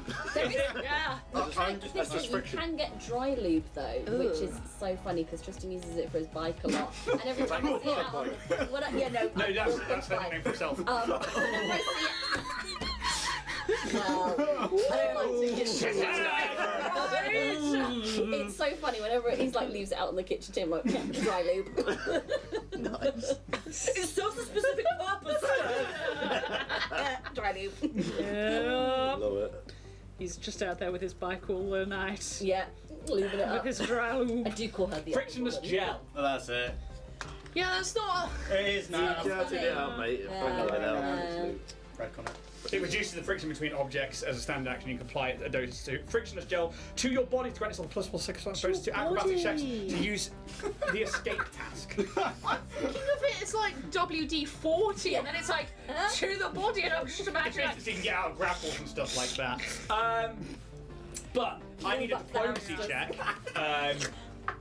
Like Morris soap. Cocked because it's on. First one was Those like better. squeezy things. Oh yeah. Um, Fucking hell. You get the 8, you get plus 2. 11. Oh, 12 then. 12. Okay. Can you roll me a D20, please? Those things were so 12. dodgy though, weren't they? Fucking hell. Remember, John, think of what a integral part of Starfinder society he is. There's He was like. here when it started. He deserves to be here till its end. I wasn't here when it started. Work to us, John. John is the legend we all deserve. You get the sense that some people are like, yeah, like you really young recruits, like, yeah, it's definitely vote for John, because that's how young kids in the Starfinder society speak. Others, they're a bit more like, sure thing, and like they know it's a joke to vote for John. They're like, we'll vote for one of the proper candidates, but they're like the human. No. Have you actually heard of John? Propaganda. Have you actually seen his policies? How old are you? 3. Yeah, maybe. And like they just walk off. But either way, you think you get some people on side, and some people are definitely going to vote for John. So, Ida, we have to do this every night. I can't stand Sid. I know. Do we have to go back? If you want to sleep, yes you do. Anybody else throughout the night? Anything else? I do want to do one Instagram post Yep. on H1st Oki. Yep. And I think it's just a picture of TJ and Linda's hands like intertwined. Okay, so Linda has her own apartment, by the way. Great. Want to go over to yours? My place or yours. I've got roommates, but they're chill with it. But no, I will do like a little interlinked hands photo. Let's And make Kaz the cook. here's the cuck chair. The Kaz chair. Wow. And I will caption it. Oh God, what will I caption it? Reality is what we make it.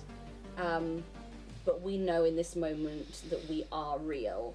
And then hashtag H for a Stokie, hashtag not Dynatech, hashtag listen to the Histoki, and I'll post that. Cool. I need, please. Because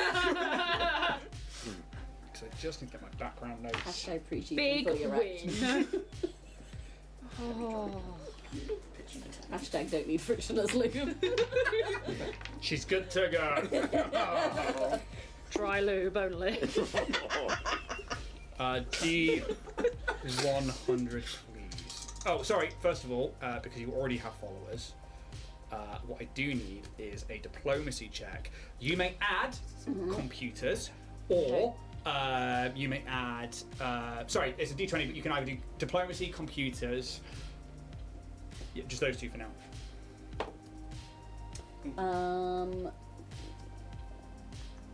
33. What was the thing? I rolled an 18 plus 15 diplomacy. Diplomacy. That's what I'm going to Let me just check quickly. Yeah, no, that's You are not losing any followers. Is what we're getting at Cool. here. To which end, though, you do get to roll a D100 because you were over 30. Is that how numbers work? What? 4? So is it 00 and 04? Yeah. So you gain 4 followers. Woo! So Hey, that's not losing them though. no, not. exactly. We got some romantics in the audience. And then I'm gonna make. I'm gonna spend a bit of time like commenting and liking things that seem like appropriate, like about like artificial intelligence, like politics, and any kind of like comments on previous posts about this being a Dynatech marketing ploy and things. And you've got bots that share your I stuff. do have the bots sharing the stuff. To which end, then, I will, if you've got bots still sharing stuff, which do you have the initial 50 on top of that, I will allow you to make a computers check. 20. I will double that to 8 followers. Yeah. Sick.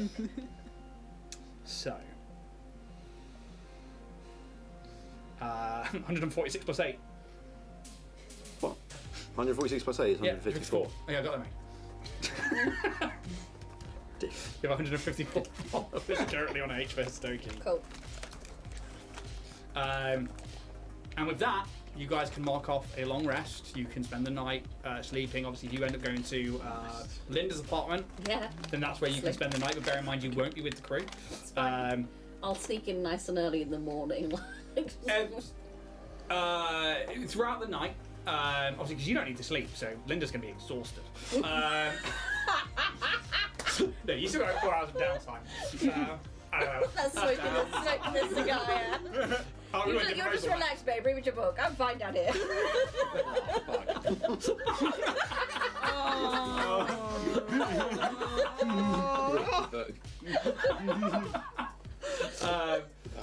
Every sort of like hour or so in your guys' rooms, like, Every how's everyone hour. sleeping? You okay? I go sleep outside the front door. I actually will sleep somewhere else. I will go down to the archives and sleep if we have this bloody Sid. Oh, where are you going? Do you need a hand? Do you need a map or anything? Door If shut. you aren't sleeping in the room, you will take a negative level. I don't for care. exhaustion. I'm not sleeping with Sid in the room. It'll be something I'll do tomorrow. Cool.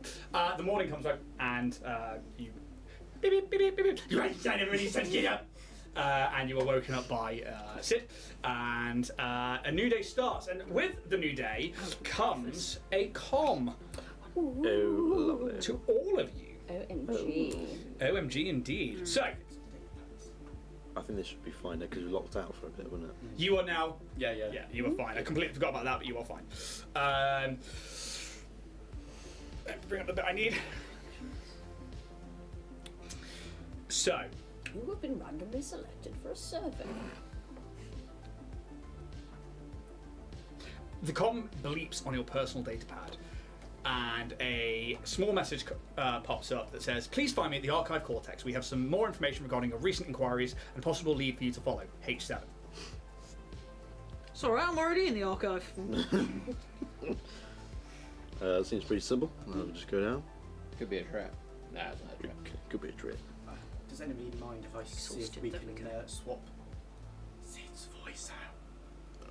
By all means. I've had my music on all night, so fuck that shit. Calyx, are you in?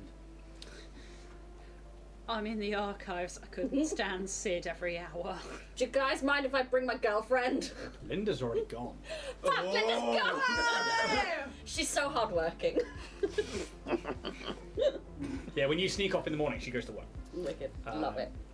But you guys make your way down to the Lorespire Complex into the main atrium. You then you would also know that you are being given personal access to the Archive Cortex. So you no longer need the custodians to basically patch you through. You have access to that, and as you take this like sleek elevator down underneath the Lorespire Complex. the elevator eventually opens, and entering the archive cortex, there seems to be more of a hushed atmosphere and mumbling of voices. And from the elevator up in H7's office, or Historia 7's office, you can see several figures. Historia 7, Chiskisk, the first seeker Luwazi Elisibo, and two people in blue and purple armor with a very elegant gold trim to it.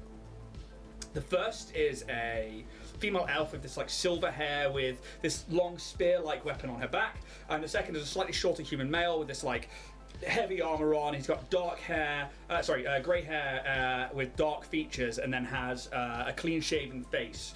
His eyebrows are very bushy, and just like his counterpart, is wearing a full set of this like ceremonial, and you would all know it to be steward's armor. This is, keepers of the peace, essentially. You do see Linda standing on the balcony at the top of the steps. As you all exit the lift, she sees you and excitedly beckons you to come closer. Hey, babe. Yeah, you guys can make your way across the room, go up the stairs. Don't fucking don't. And she brings you into this head office, this main office of the archive cortex. Entering the room, you see a clearly obvious data terminal built into a large hollow table where the three Starfinders pore over data. That's Chiskisk, Historia 7, and Luwazi. And over on the other side of the room, just taking a seat at the moment, are these two stewards watching you as you enter. Historia 7, no, it would be Chiskisk's. Welcome to the Archive Cortex and what will hopefully be a very fruitful briefing on what our next step should be. Please join us around the table. Thank you kindly, Linda. That will be all for now, but I must ask you to vacate the room so we may all chat in private. And she nods, looks at you with these like tired eyes. No. Oh. And just really jauntily Yeah. Sashaying away. Here, she's limping. Not Yes, trying that she again. Ow, ow, ow, ow. Got a lot of feelings, Rose. A lot of feelings. But you're all free to take the room and join them around what is essentially a table with just tons of data pouring in from so many different obviously like nodes of information that have been brought together. You can see like star charts, you can see like personnel files, you can see blueprints of things, like so much information that you can't grab it all at once. Liwazi smiles at you all. You right? Yeah, that's right. I just saw an athletics score. Has it gone way up? It's fucking awful. Yeah. It's really bad. Yeah, it is. Wow. Yeah, it's strength modifier is a dump stat, right? You could say that. Yeah. Yeah. Sorry. Like you're reading off the cards, Jack. Then Liwazi smiles at you all, and Historia says, "You asked for some information yesterday in regards to a few different things. We have gone away and we have tried to find as much information as quickly as possible for you to hopefully work out where our next course of actions take us. We have ideas for you in terms of where we think you might want to go next, but we also want to hear what your thoughts are on the situations." Liwazi steps up, and Chiskisk as well. TJ, and she smiles at you, this like first seeker. Obviously, I want to do everything in my power to grant your people their freedom, but obviously that has to come down to not only myself, but down to the Pact Worlds at large. We have to find the evidence. Yep. Of which we don't have much. Yep. We have your accounts, we have the Hastokis here, but understand that as it currently stands, we are harboring stolen property. Yep. Now, What if the property decided to walk on its own? exactly, which is what we're trying to get to. If there was some kind of control before, if there was some kind of something in the way of stopping that from happening, or if evolution has taken place. Obviously, we've taken the scans that you have given us, and Historia's run them through many different aspects of the data that we store here, that they store here in the Archive Cortex. Yes, but what we also need is proof.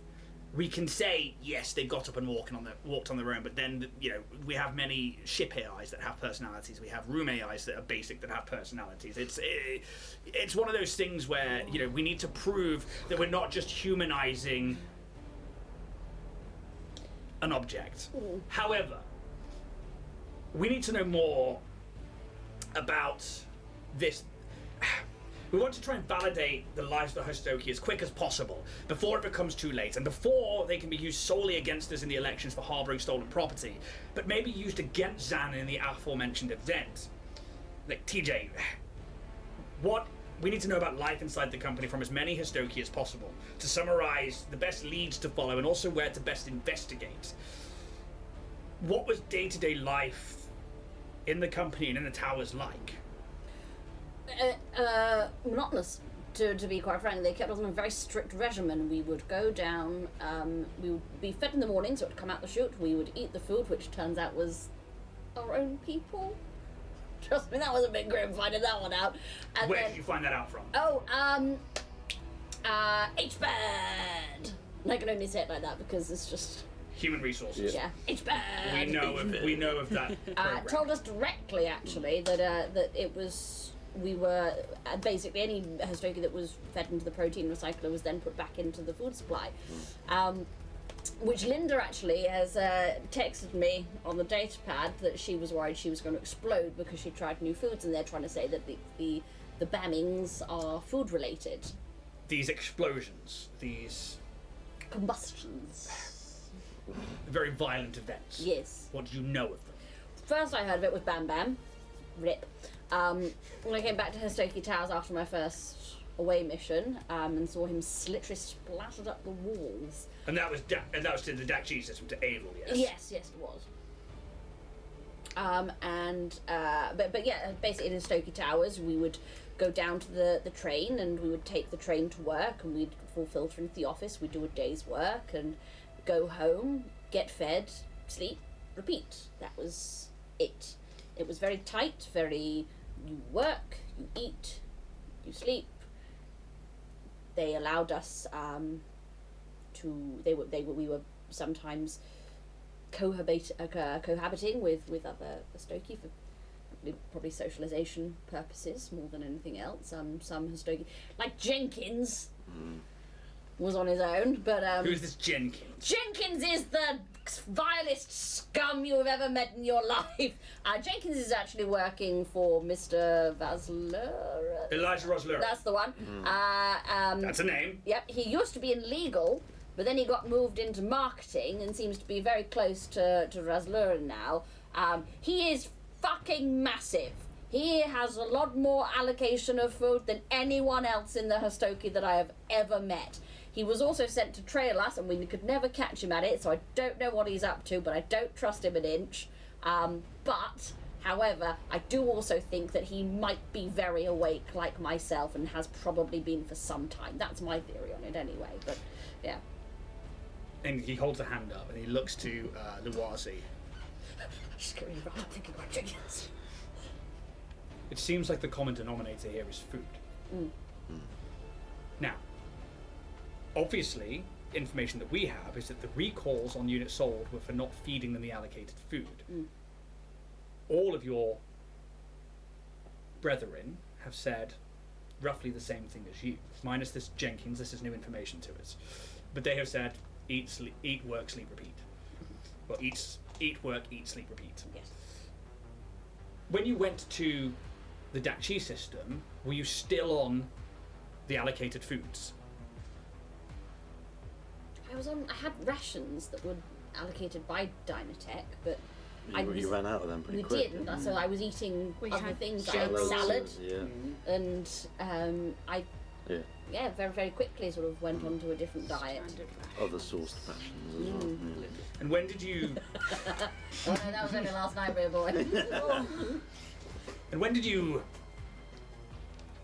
Do you feel like you were becoming more aware of one's consciousness and a feeling of self-awareness during that time where you were away from your food source? I think so, yes.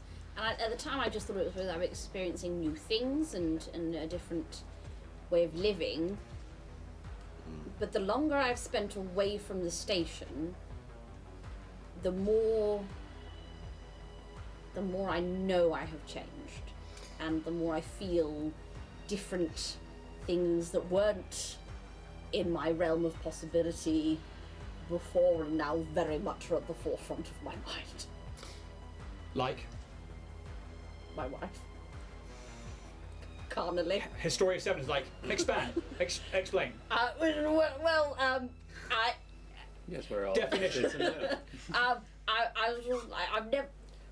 It's really embarrassing. I never understood sex before. I knew it was a thing that other, species did, but I never got it. And then as we sort of started to travel, I found myself thinking about Linda a lot and thinking about how nice she looked in her petal skirt. And then I'd feel a little bit funny inside and in other places. And then when Linda and I were reunited, it was like being hit with the volt of electricity and I couldn't keep my hands off her. Squeaking never stopped. You were unnecessary. Ida, please. That's my wife. It never stopped. That's my wife. It takes no action down. Let me get the step out of here. Historia 7 is like, Please let me sleep down here. we do not have the bedding to sleep down here. Where I slept on the bookcase last night.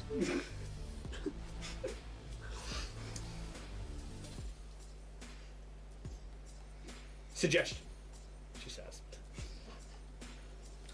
We believe that there must be some form of chemical subduer being placed in the food then. It seems logical that some kind of beta blocker or some kind of chemical castration is happening through food supplies and or chemical control. We can find no mechanical nor computerized or electrical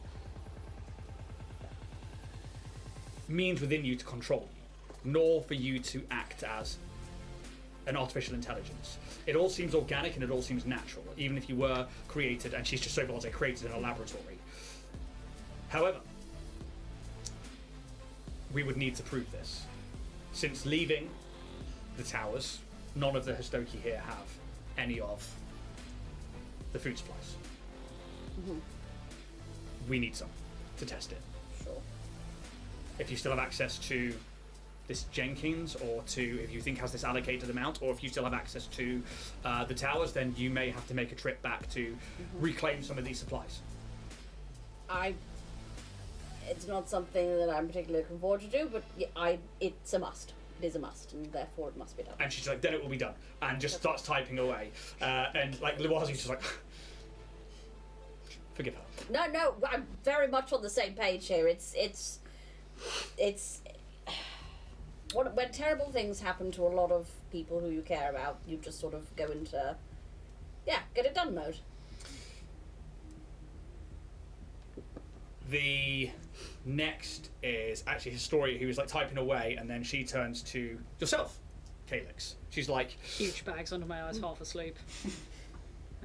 you should try sleeping.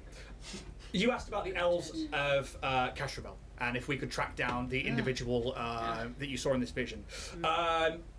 We believe that trying to find this one individual you all saw from this vision from Desna is no easy feat. However, we think two possible routes lay ahead. With scripts being lost to the gap, history of times before all comes from stories. You could visit the elves of Castrovel and try and locate the specific tribe and or clan, and then hope that this fable has been passed down. However, with no confirmation of this elf ever returning home that second time, or that anybody may have passed this story on, we're not sure if that's the best way to go. Or we could forget about the elves altogether and head to Demalco. We know that Demai in this vision left again from where we believe to be Avil and took one of these 5 guardian orbs with them, to where we have deduced probable locations based on what you have seen and the information you have provided us about orb locations so far. We know that locations known, you have 2. And there are 3 more, as seen in your visions. So there's no need to head back to Historia. We know that you have found the Guardian Orb, that its location was one seemingly made by this elf in question at random, using the Iodara from your vision. You don't need to head back to Avil. Again, from your visions and from your mission, we know that this Roy you carry was left there and found by yourselves. However, only left Avil with General Kassar an eon later. This took him to Demalco. This we know to be true. This we know to be the true origin of the orbs. Why? We don't know. Why did it take him here, and why did it show him the Colossi? We don't know. We know that there is one more here on the station. That's 3. We know that it has to be from a Dynatech mission, and that one that I'm sure Rena Constantine will know exactly where it came from.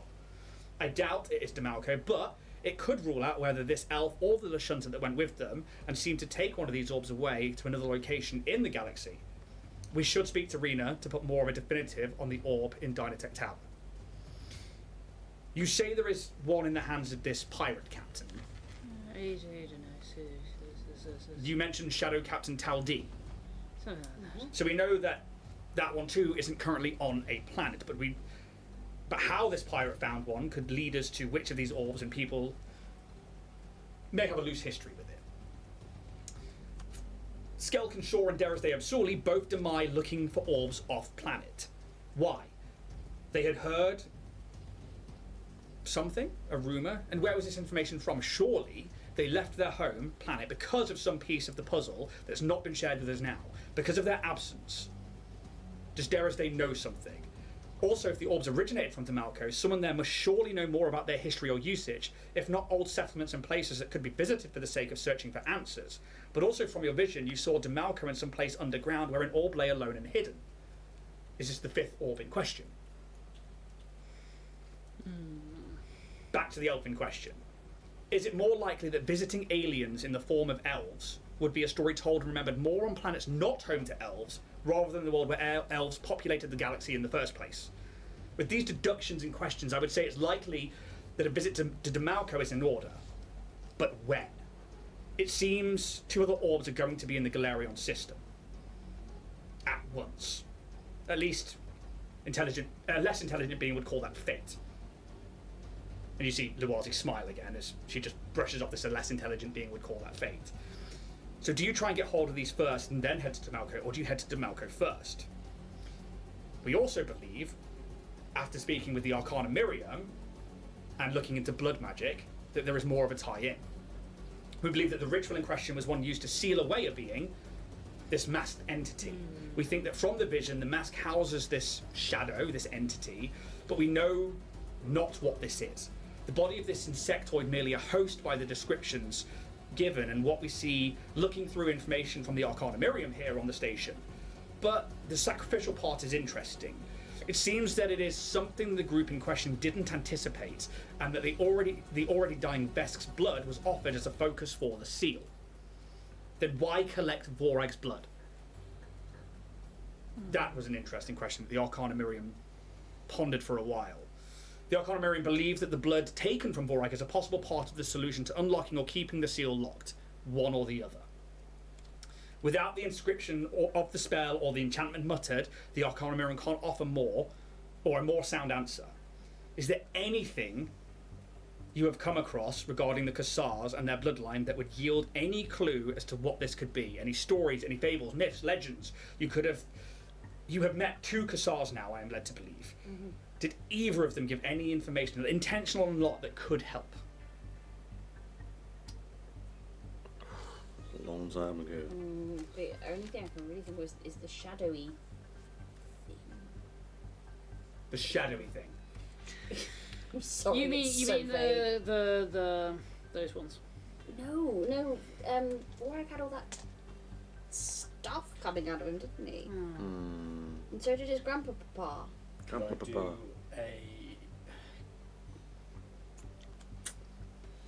because his battle potentially would be, this is above table, something that's logged throughout history. Is there a way I can just quickly see, almost like pull up files on what happened? I mean, yeah, give me a... you have access to the infosphere into the histories of the Pact Worlds and near space. You can give me a computers check. Oh, nat 20 plus 16, 36. You basically get all the information that General Kassar, Sorak Kassar, was the general of a fleet of the Vesk Navy called the Iron Fist of Retribution. They were second to none with their military prowess. They were actually sent on a mission which was found by scouting parties, where this swarm, these entities from outside of the galaxy came in and were just like turning planets into biomass and then absorbing them in to grow and then go. Very Tyranids 40k basically, because that's what they essentially are, like mixed with a little bit of Starship Troopers. His fleet was destroyed fighting one of their fleets, and he set it off to be a trap. It destroyed a planet in the Dakchi system, and that planet's basically in this perpetual state of being a permanent memorial. And then a final stand was happened on the ground between the two ground forces that were left, and it was only just that basically Sorak Kassar saw victory, and it's noted that pretty much like the majority of the fleet was wiped out. After that, he went into retirement and then lived a long, happy life as a consultant to the best military. Just flicking through the data. Planet, swarm. Oh, It's all coming back to me now. he's saying about the Kassar going onto the ground force. They're all but defeated, Yeah, but and then then his Grand- second wind. It's lies, fucking lies, because Grandpappy Vorag, and I'll shoot across his like diary entry. All that he didn't. He went and got the orb, and it gave him this extra power, and it was all like some shady dealings and stuff, and imbued him with more than was necessary. But this is the thing, because Vorag got all shitty about it, didn't he? Because he was like, my grandfather was dead. I saw him dead, dead, and it was two Anyone who bodies, died, have two they actually bodies. ever died? Because he'd seen him buried on his home planet, but there he was dying on Avel. So how does he be in two places at once? Dying on Abel. Was he dying or was he dead when we found No, him? he was dead when we found He him. was dead when we found But he him. was there on He his was a own lot when he more died. alive than he should have been Yes. when Vorag said, yeah. Which is concerning, But given his diary said that he ran away, he did run away. and that he was ashamed of it. Was he He trying to retired find an after the orb war. to sacrifice his blood to that orb? Anything Was there a call to... within all of that, and like they're looking through like the information that you're given with that, like things like, you know, we have this information from you before that he's travelled to Malco under this Roy that you have with you. Is there anything else? Is Roy the one who may have given Vorag's grandfather a body? Like, he's absorbed the old Vesk that we saw in the vision. Can that come out? As well as be absorbed in? Roy, did you absorb Grandpappy Vorag? Or did you give him the power? The gift definitely gave him the power. And now is he taking it back? And this thing is like you get nothing when you say. What was it? Is the first one take him in? Was it? Yeah, did you absorb him? You get nothing from that. When it says didn't give him power, you get power come from Roy. Yeah, he probably did. And now you're taking it So back. then taking... But is it then Is it payment being from passed down? Vorag Roy was to keep was some of whatever's that- in? Was some of that power in Vorag? Yeah, So roids. went down the line. Roids. Unintentional joke. So it was in his ancestry, or Ah, apparently there. So is Vorag a descendant of the Vesk that we saw in the vision? We think that is highly likely. Roy wasn't sure about that, but then Roy's been, chilling for a while. yeah. You didn't. Give me recall knowledge. We did. I asked him this. You asked a very different specifically. question to that. I said, "Is Vorag related to Nope. you?" What did I ask? One. You asked that. I specifically know exactly what you asked, and it was not that. It's very similar. What did I ask? I'm sure I asked in a way that was definitely. Come on, Roy's not that much of a dick. Nope, he's not. You asked a very specific question. But And when you go back and why- rewatch it, you'll kick yourself. I can't remember what I asked at all now. At all. But why Vorag? If these orbs are from Demalco, potentially. And that is why we think Demalco is the next bet. You said about going to see the Elves of Castrovel, but actually we think that they populated the galaxy from Castrovel using the Iodara. It's unlikely that it will remember every story and fable of them going out, but on Demalco, an elf turning up a Vesk, a Lashunta coming through and taking away a Demai and some orbs, which we think are from that planet, that is a story that probably has been passed down. Lawasi is smiling. And then we could find an orb on the balcony. And maybe Skelkan. I don't know where she is. Speaking of Demalco, Lawasi smiles. The Kyoka. Yes. Yes. These are clearly connected to the orbs and your visions, which means it is likely that you will come into contact with one at some point. However, why and when? We surmise that when and if you make a trip to Demalco, there must be some form of contact made between the Kyoka or a Colossi and yourselves. And without knowing the extent of what you must do, or why you must be there, we can't offer much more than a way to defend yourself. I hand over to my friend, Drill Sergeant Talon from the Stewards. And this human male stands up with this massive bushy eyebrows and this like heavy armor. My name is Drill Sergeant Talon. I don't suppose any of you remember me.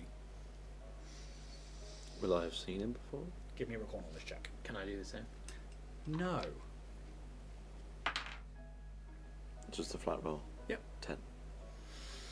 Somewhat familiar. You, TJ and Calyx can also make a roll, but not Roos and not Ida. What is wrong? Just a recall knowledge.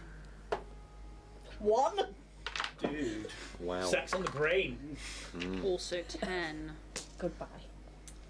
The elf also stands up next to them.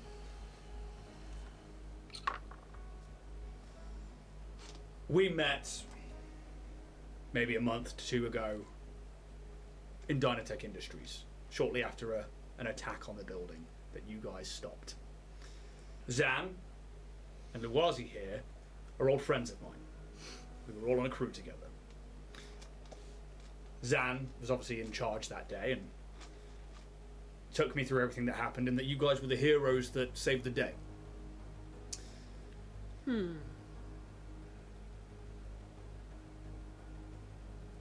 Obviously, Lawasi has filled me in on many things that she suspects is going on with Dynatech Industries, which brings the stewards into a more forward role here.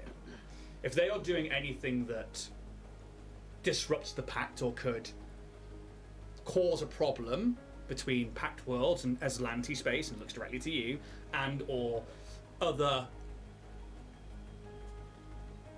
extraterrestrial bodies, we must know about it. And we will cover that shortly, but for now, we are here to offer you a mech. A mech? Lawasi has stated that you are potentially going off to Demalco, where you may come into contact with one of these colossi. She has pulled many strings to get this favour, and knowing me helps. But when you go, we will make sure that there is one of our defender mechs ready for you. So that should you come into contact with one, you may at least defend yourselves a little better than should you stand 200 feet below its mouth. Is this something that is manned by all of us? It will be something manned by you. We will not throw stewards at a Kyoka. No, I mean in the sense of, is it a one-person machine or is it Oh, a it is. crewed machine? It is one of the bigger ones that we have. It is a Leviathan mech. This is a combat-ready. This is a combat-ready battlesuit. It is nearly 200 foot tall and should at least give you some kind of Edith's just so happy over there. Like, prowess I want to be the left leg. to fight against one of I want to be these. the dick. Now, before we get excited, we would hope that it's not necessary. But It's quite necessary. Historia, you may not need to face it. We might not get a choice. A battle avoided is a battle won. Yes, it is. However, that is a rather large favour Lawasi has pulled in. Thank But I turn to you now, Calyx, I believe it is. Hey. I've been shown some evidence of smuggling of your young from the NIST system Oh, yes. to Absalom Station. via piracy and via nefarious means. Obviously, this is in direct breach of the pact. However, we cannot, without more proof, point a finger at Dynatech Industries. To which end, You need something that links Dynatech to these. we just need the hard evidence. So, we would first of all like statements from you all about what you found on Historia and the possibilities this is happening here on the station. This election for the Starfinder First Seeker is none of my jurisdiction, nor is it any of the stewards' jurisdiction. Yet, I can see why Luwazi would be worried about Dynatech and Zan specifically. The Starfinders were called us here to show us the evidence that the company's involvement in this society could count towards jeopardizing the pact. They have shown us things they found in the past. They have shown us a few other world-ending calamity devices, magics that the Starfinders have gone and dabbled with or found in their time, and that if Dynatech get their hands on it, they will capitalize on. We can see the problem there. However, you potentially have hard evidence. You say that somewhere on this station... Yeah, that we found there's a factory. They're taking eggs from us, and they're cloning them or something. We know that it's down in the southern end of the spire, or the down end of the spire. Not sure cardinal directions make sense here, but Lower end of the spike. the lower end, and it's something. Actually, Ida, I'd hope to at least talk maybe to you a bit about this. It's related also to piracy and pirates and some of the people we found on Historia. Yes, it's something, an operation we need to disrupt, but obviously we're disrupting only a part of it and an end. But if we can maybe get this evidence and then pass it to you to somehow, like, I don't know. Exactly that. If you can pass it to us, we are a proper authority that can deal with it as such, and you will have done your part in saving, hopefully not just your people, but war from happening. To which end, Chiskis pipes up. We believe that Agent Wren, using the information provided by yourselves, has tracked down the most likely of facilities in the Spike where this silk farm could be. He's provided coordinates of an abandoned warehouse in the lower reaches of the Spike. From the exterior, he believes that there are automated defences camouflaged into the local surroundings, but no personnel outside drawing attention. In their small space of time watching the building since yesterday, they have seen no one come or go. To which end, Drill Sergeant Talon steps back up. We need to try and ascertain, once we have this evidence, where the finger will be pointed. Information on the company board of directors and CEO are very vague. How can we find more information? We can't prosecute a shadow. Why is such a big conglomerate such a mystery to us? What's their goal and who are they? Where are they? There's a lot of questions. You're getting excited about a transcript. I am getting excited about a transcript because I did ask if he was related to Vorag, and he said no. So what I have is like, are you... Oh, fuck, I had it written down. Because I had it a second ago. Are you related to Vorag, I Vorag that you know of? Oh, that you know of? Yeah. Doesn't... No, the answer was correct. Okay, but now we're saying it's different. No, because so- Roy's just said it's like. No, because what you just asked was, is... Oh, now we have to go back and bring it back. I'm sure there was like a semantic difference between the two. Okay, so the original question was... Are you related to Vorag in any way that you're aware of? No. Okay. So Roy isn't aware that he's related to Vorag, is that what we're saying? Correct. Cool, because now we've done a Roy check and he's gone, oh yeah. So what was the check just now? So the check that was the same thing, wasn't it? The ancestry. We were asking is for... No, was the Vesk... The original Yeah. desk related to? Yeah, that's what we asked. And in the he's first saying place. yes. And he's saying yes. So is the guy in the orb not that Vesk? Who are you? God. Roy interrogation. There you go. I knew there was a difference. Thank you, because it was going to fuck me up otherwise. Yeah. I was like, because I specifically asked for that reason. No, Cool, that clarifies it. Roy Thank does you. not believe they are related to Vorag. So is Vorag even a Kassar? He's adopted. Either way, What was the original question? the original question is, are you related to Vorag? Yes. No, Okay. is the answer. Is Are you related to the is the general? ancestor? Sorry, the first one was, is the ancestor related to Vorag? Was that it? No. And the answer is the ancestor related? Yes. Roy knows that the ancestor in that vision is related to Vorag. So Okay. the one in the orb is You would surmise they're not related to Vorag. yeah. So because we That's thought the what I'm vest trying was to in the figure orb. out who it And is. that's where I left it vague for you. Brilliant, thank you. That really does clear things up a lot. I specifically Yeah. did not answer that. Brilliant. So whoever's in this orb might not be the vest that we saw. Maybe on one But of the other, maybe on Could the be other the ones. elf, yeah. Alright, no, I'm going back into character now. So if there's a bit of blood sacrifice and they needed the blood to seal or keep the seal. I'm just going to put Roy down a second. It's either the elf I'm or gonna- it's the insect. I'm I going think to it's the put Roy back in the glove of storing because I feel deeply uncomfortable. Was the insect doing the bad shit, right? Yeah, Yeah. he's the one who had the mask. Yeah. Does that mean there's more of these entities that have then been locked away and scattered? Are you saying this out loud? Yes. So this is what we don't know, says Historia 7.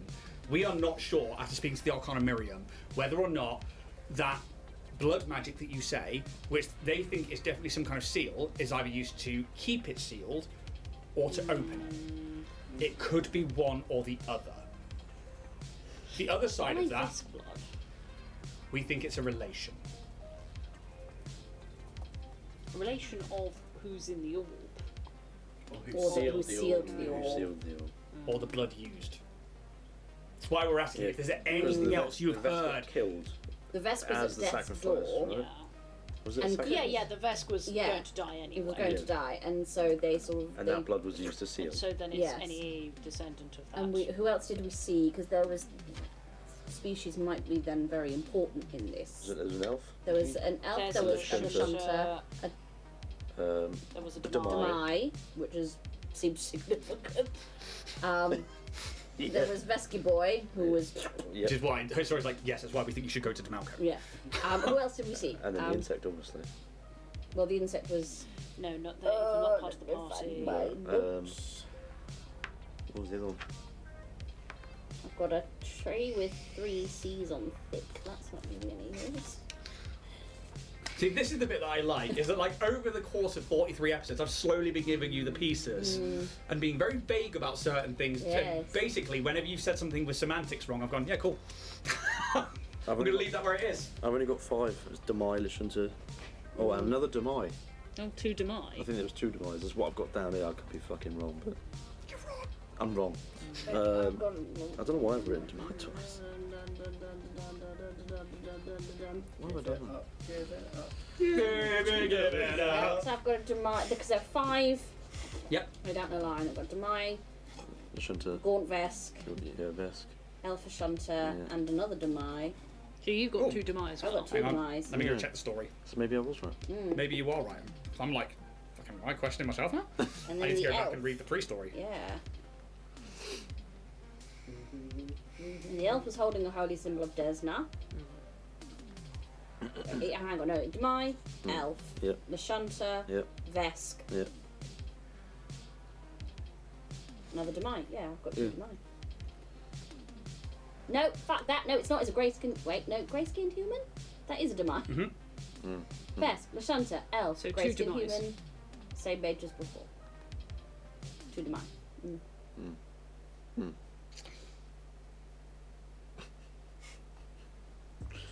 You humanoids all look the same to me anyway. You mammalian based things. Rarus. Well, we work out plot points. You can use your free Twitch Prime subscription to subscribe to Dragonborn Industries as part of your Prime membership deal. What? Like, What species was Skelton again? Demai. So we're not confusing that with. We didn't. Yeah, no, we know what Demai looks like. Where do the race did you Mashunta get usually come from? Huh? Castravel, you would know that. Well, okay. What So, yeah. species are you? Me? I'm a Decima. Was that one of the? No. No, but they ended up on Historia at one point, Yeah. and they dropped an orb there. I'm just Yeah. wondering if that's how your elder is so old. Oh, the orb. I think we kind of we figured kind that, of no, went down that track. she just Oh, was in storage. you were in store. No, she was just old. Also, out of character, I also did actually bother to look up Decima a bit more, just because apparently, yeah, I did forget bits. Apparently, they do actually live up to 80 in the official Starfinder. I've just chronically undershorted them. I 10. just went with it. Yeah, but I mean, like insects, like cicadas are like the oldest living insects we have at the moment, and they live like 18 years at most. And that's because they spend like 17 years of as like little grubs. Special interest activated. Bugs. I'm going for a pee. So, I'm actually struggling to find my own bloody notes, which is really annoying. Otherwise, I would give you all of that back up. Is good. Either way, Yes. out of the 5 orbs, from what I remember, it should only be one Demai. But I wonder if the other one was cannon fodder, Maybe. which is why I don't remember them. A sacrifice. Right, because I'm Rice. Demise. Hey. Yeah, yeah, we might be working with something a little more nefarious. Exactly. Yeah. Unfortunately. We have more. Oh, there's more! Oh, Christ. News just did. 2 seconds. Because I need. Oh shit. What? Yeah.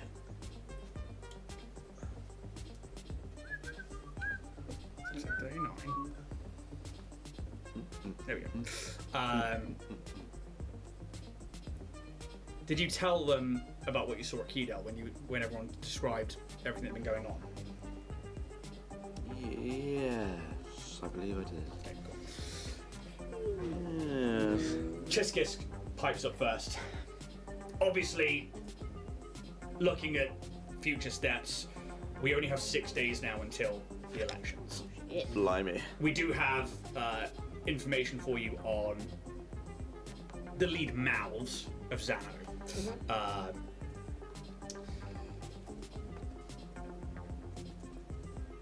Xano's main campaign relies heavily on the failings of the Starfinder First Seeker to be anything more than a pirate in a business suit. She's leaning heavily into Loisi's adventurous past and also into her want for adventure for new recruits and Starfinders, and basically laying along thick that she is a pirate. Ironic in certain new lights. However, they have some influences that are really laying it on thick for her that we either believe have been bought out or really do believe in her wanting to bring about prosperity for the Starfinders, with Dynatech coming in as a funder for many missions. Olsen Silius, Captain of the Deep, is a very self-made captain who has a lot of sway with people who are maybe individual Starfinders rather than in crews. This seems to be going very well for an entrepreneurial front of things, something that Dynatech and we believe Xano are leaning heavily into. Husk is a young Shirin who is a member of the building team for the Lorespire Complex, but seems to have a rather good way with words. They are friendly and youthful and seem to be able to pull people of the younger demographic onto their side quite easily. We don't know what Xan or Dynatech have offered them, but they are certainly excited that Dynatech could bring better infrastructure and one of the main things being living amenities better living amenities, especially to the recruits. Lynch is an interesting, older member of the Starfinder Society. Very, very common place to find her at the Arcana Miriam, where a lot of magic is studied, but also finds that she teaches a lot of magic within the Starfinder Society for younger recruits who maybe follow the mystic ways. Lynch is not necessarily what I would call a good person, but we take all kinds here in the Starfinder Society. She's not done anything that we see to be illegal or anything, but definitely has a darker hint of magic to her. But we do think that she hasn't tried to access the Archive Cortex many times and been denied a position here, but we think that maybe Xano is offering her access to. And that's one of the things, it's free access to things like the Archive Cortex, which we just think is not suitable. And last but not least, 1, 2, 3. These are the people who are big swingers. Indeed. Okay. Xano's campaign team. Oh, okay. The big four, basically. Sorry. Really needed a pee. No, you're fine, you're fine. What were you like? What? Sorry. 11 out of 10. That's one of your asking, thanks. Yeah. Steady stream? No, apparently it's been cutting out. Mid-apple collar. And the last one is Gibbles. Gibbles. Gibbles is a Skittermander warrior, Of course he's a Skittermander. who we believe is just trying to do their best to help. They have a very helpful nature, but we believe that Xano is We've recruited got to them get up to heavily. Gibbles first. Yeah. And they seem to have they're actually a combat expert here in the Citadel, in the Lorespire Cannot Complex. lose another Skittermander. We believe they are the four main personalities that are offering influence over the elections. I think the most pressing thing is to sort out these elections and then figure out where we're going. Well, because, we I mean, have we've 6 only got a days. week left. Yes. You have time. We would like, ideally, to get some of that food. Yep. This is what I'm speaking. If possible, if we can remove Zan or get them to withdraw Zan's candidacy before the election, I don't care if I win or lose. It's as long as Zan is out of the race. Yep. We cannot let Dynatech in. Once Zan is out of the way and Dynatech's out of the running, we can change the rules to not allow outside corporations to influence this. How long does the election last? It'll be 1 day. One day. So we can get the food. Yeah, I think because that might help. Rena is important. Yeah, Yes. we need to talk. Talk to Rena, get the food, try and get evidence of maybe the silk farm, and then that leaves us like 3 days left. Well, I mean, 4 days we can do 1 a day, and Rena can be like an afternoon. To which end, at the same time, I don't think you're going to be heading to Demalco straight away, so I think we can probably put Leviathan on hold. Drill Sergeant Talon needs smiles. As for Verses, Oh Christ, there we go. Historia 7 crops up.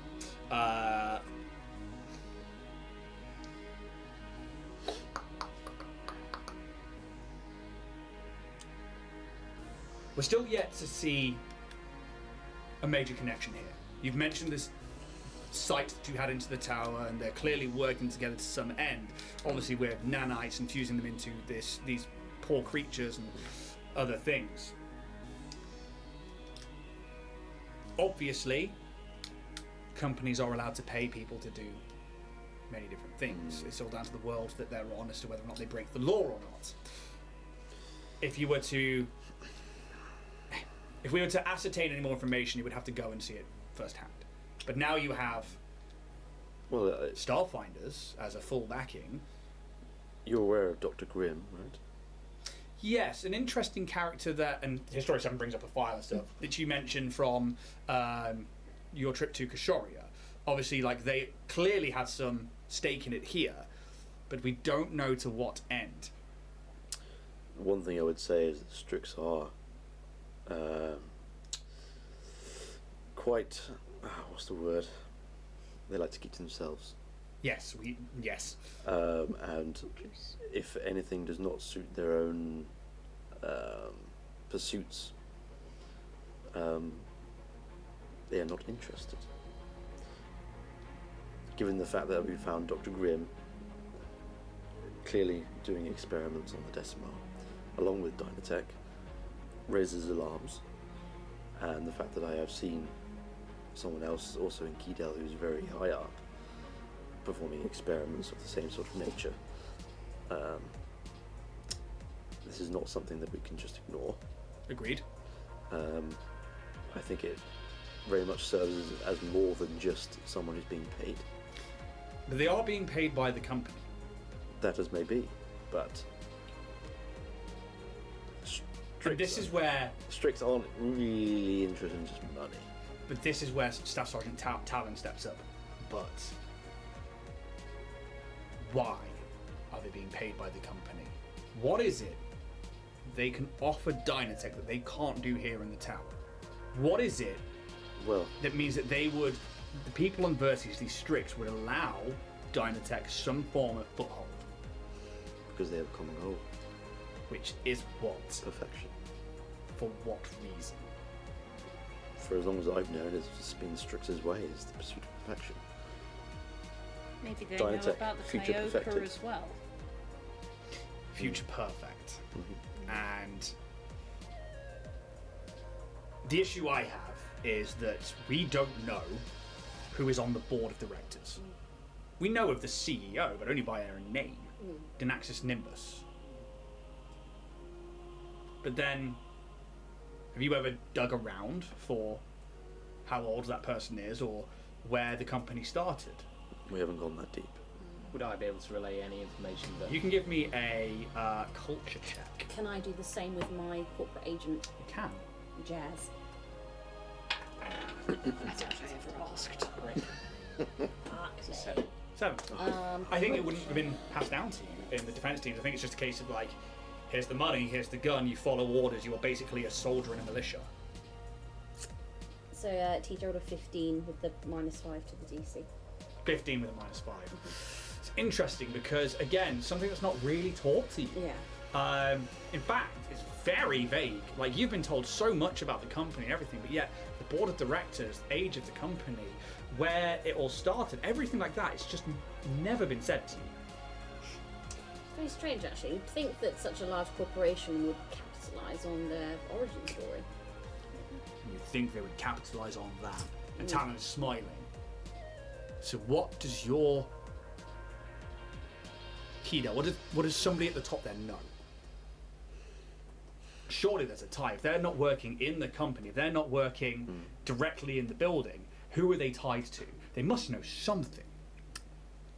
Keydale clearly have something that they want, and Dynatech has something Keydale wants. Exactly. So maybe there's information that can be found there. I may, hopefully, I may have a potential contact that may know more. It is on a... it may not happen, but I'm hoping it will. One of my old crew is still alive, and I've seen them in that vision, and I have made contact. I'm hoping that they will be here soon. Luazi kind of like half sits on the desk. We have 6 days. A lot of work to do. Where are we going first? I think getting the food is. I think it's one of the easier. I think it's one of the more accessible. I think it's in the most quick way of also then trying to topple Zano's claim because it's further hard evidence. We have to do all these small things for the bigger thing. I know it's getting the food and everything, but is it worth picking up any fur and hair? Like, no. It's to prove that the So everybody can wear a skin suit. we're all have Have you seen now. is it series 1 of Final Space. Yeah, and it's just like Oh, wait, like, he's where? Mom, Fucking horror. take it! He's like on the windshield. Oh god! Oh, it was so good. about the comic. Are you thinking to No, have just like? to prove that the chemicals, if there are in the food, to just solidly prove that the chemicals do get into the Hastoki. And I then think to that maybe would take be- some of your fur to prove that there I is think less that of would that be chemical. a bit of part and parcel, and it's partly why I've not. TJ. That's my name for now. Don't bear it out. Can you take a blood sample? I think we've got some, haven't we? Probably have, to be honest, in the scan. I mean, yeah. that's what I was thinking. It's something along those lines. And I would Can I just get like to a say fresher this is one? why I haven't gone for any augmentations or anything, because I think if we are at our base point, it's easier to prove certain things. Stick me! I just literally put in a little syringe and just draw some out. Yeah. Have we got? Yeah. TJ just looks like a razor. Excuse me, you can do one pull up now. Sorry, Sultana. Thank you. Juicy Sultana. Have you got any non-altered blood? I'd like to compare the 3 samples to see if it's on a genetic level. Of the Hastoki, we only have the ones that are here, I'm afraid. We don't have. Maybe a Yasuki. As Hastoki from Hastoki. I want to see if there's a change between their food. Who's the latest arrival of the Stokie? We would have to check. But I mean, if we again, this might be a thing that we can do whilst we're there, because those in Hastoki Towers who are currently under lock and key will be still being fed the food. And that's And the that's thing, what I is was meaning. this is would to be an prove infiltration the mission. chemicals Yes. in the body. Obviously, we don't know the inside of those towers. I mean, I have a small plan if we want to get some blood. They also don't know me. I was thinking, one of us at least posing as a Diatech official. We need to take blood samples for you. This is a routine thing, and get some blood. And I think Can act as a PA. Hastoki, unfortunately, in their state, would Yeah. be quite willing. No, they would. Have you got what they look like? Their uniforms on your pad? Yep. Yep, you can instantly change to look like a Dynatech official. Do you leave the mask on then? Or is it like? It Do you fully leave the mask changes. on? So like, does it? The thing is, like, 'cause you're like 8 foot fucking tall, which isn't too rare within Starfinder for different races. Yeah. Is this basically So- disguise self? Disguise self and change wardrobe. Yeah. You can just instantly straight up do it. I wanna. Well, I'm gonna get my data pad up and I'm gonna send Jenkins a message and be like, "Guess who, bitch." Gif of a cat on a skateboard. It's a kickflip. I just want to poke that hornet's Give nest me a just to see what comes out. diplomacy check, please. Guess who will be. Fuck me! Really? That Leave is that to Linda, TJ. That's a 1 for a 16. What for a 16? There is a few moments where you send "Guess who, bitch" and a gif of a cat on a skateboard, and then It's my love language. a comm comes back. Oh, oh. Help.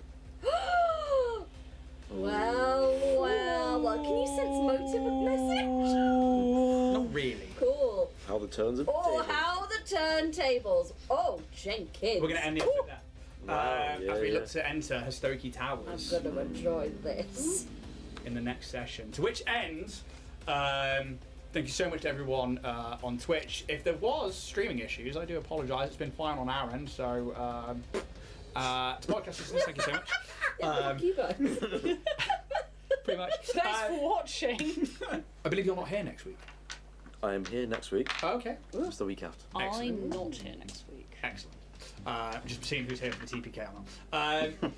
As we look to infiltrate Hastoki Towers to retrieve some hard evidence, Dun, dun, dun, dun, dun, dun, dun, dun. see what's in the food supply of the Hastoki. Thank you very much to everyone who took part. Thank you to my friends. You guys are freaking awesome. And Thank you, Ian. yeah, it's I know it's 2 heavy RP episodes, but you guys got to give your own directions, unfortunately. It is what it is. Thank you so much, everybody out there. We love you so much. Hit those likes, hit those subscribes, tell a friend, do whatever you can to support the channel, and we will see you all in a week. Bye. Bye, bus driver. Bye, driver!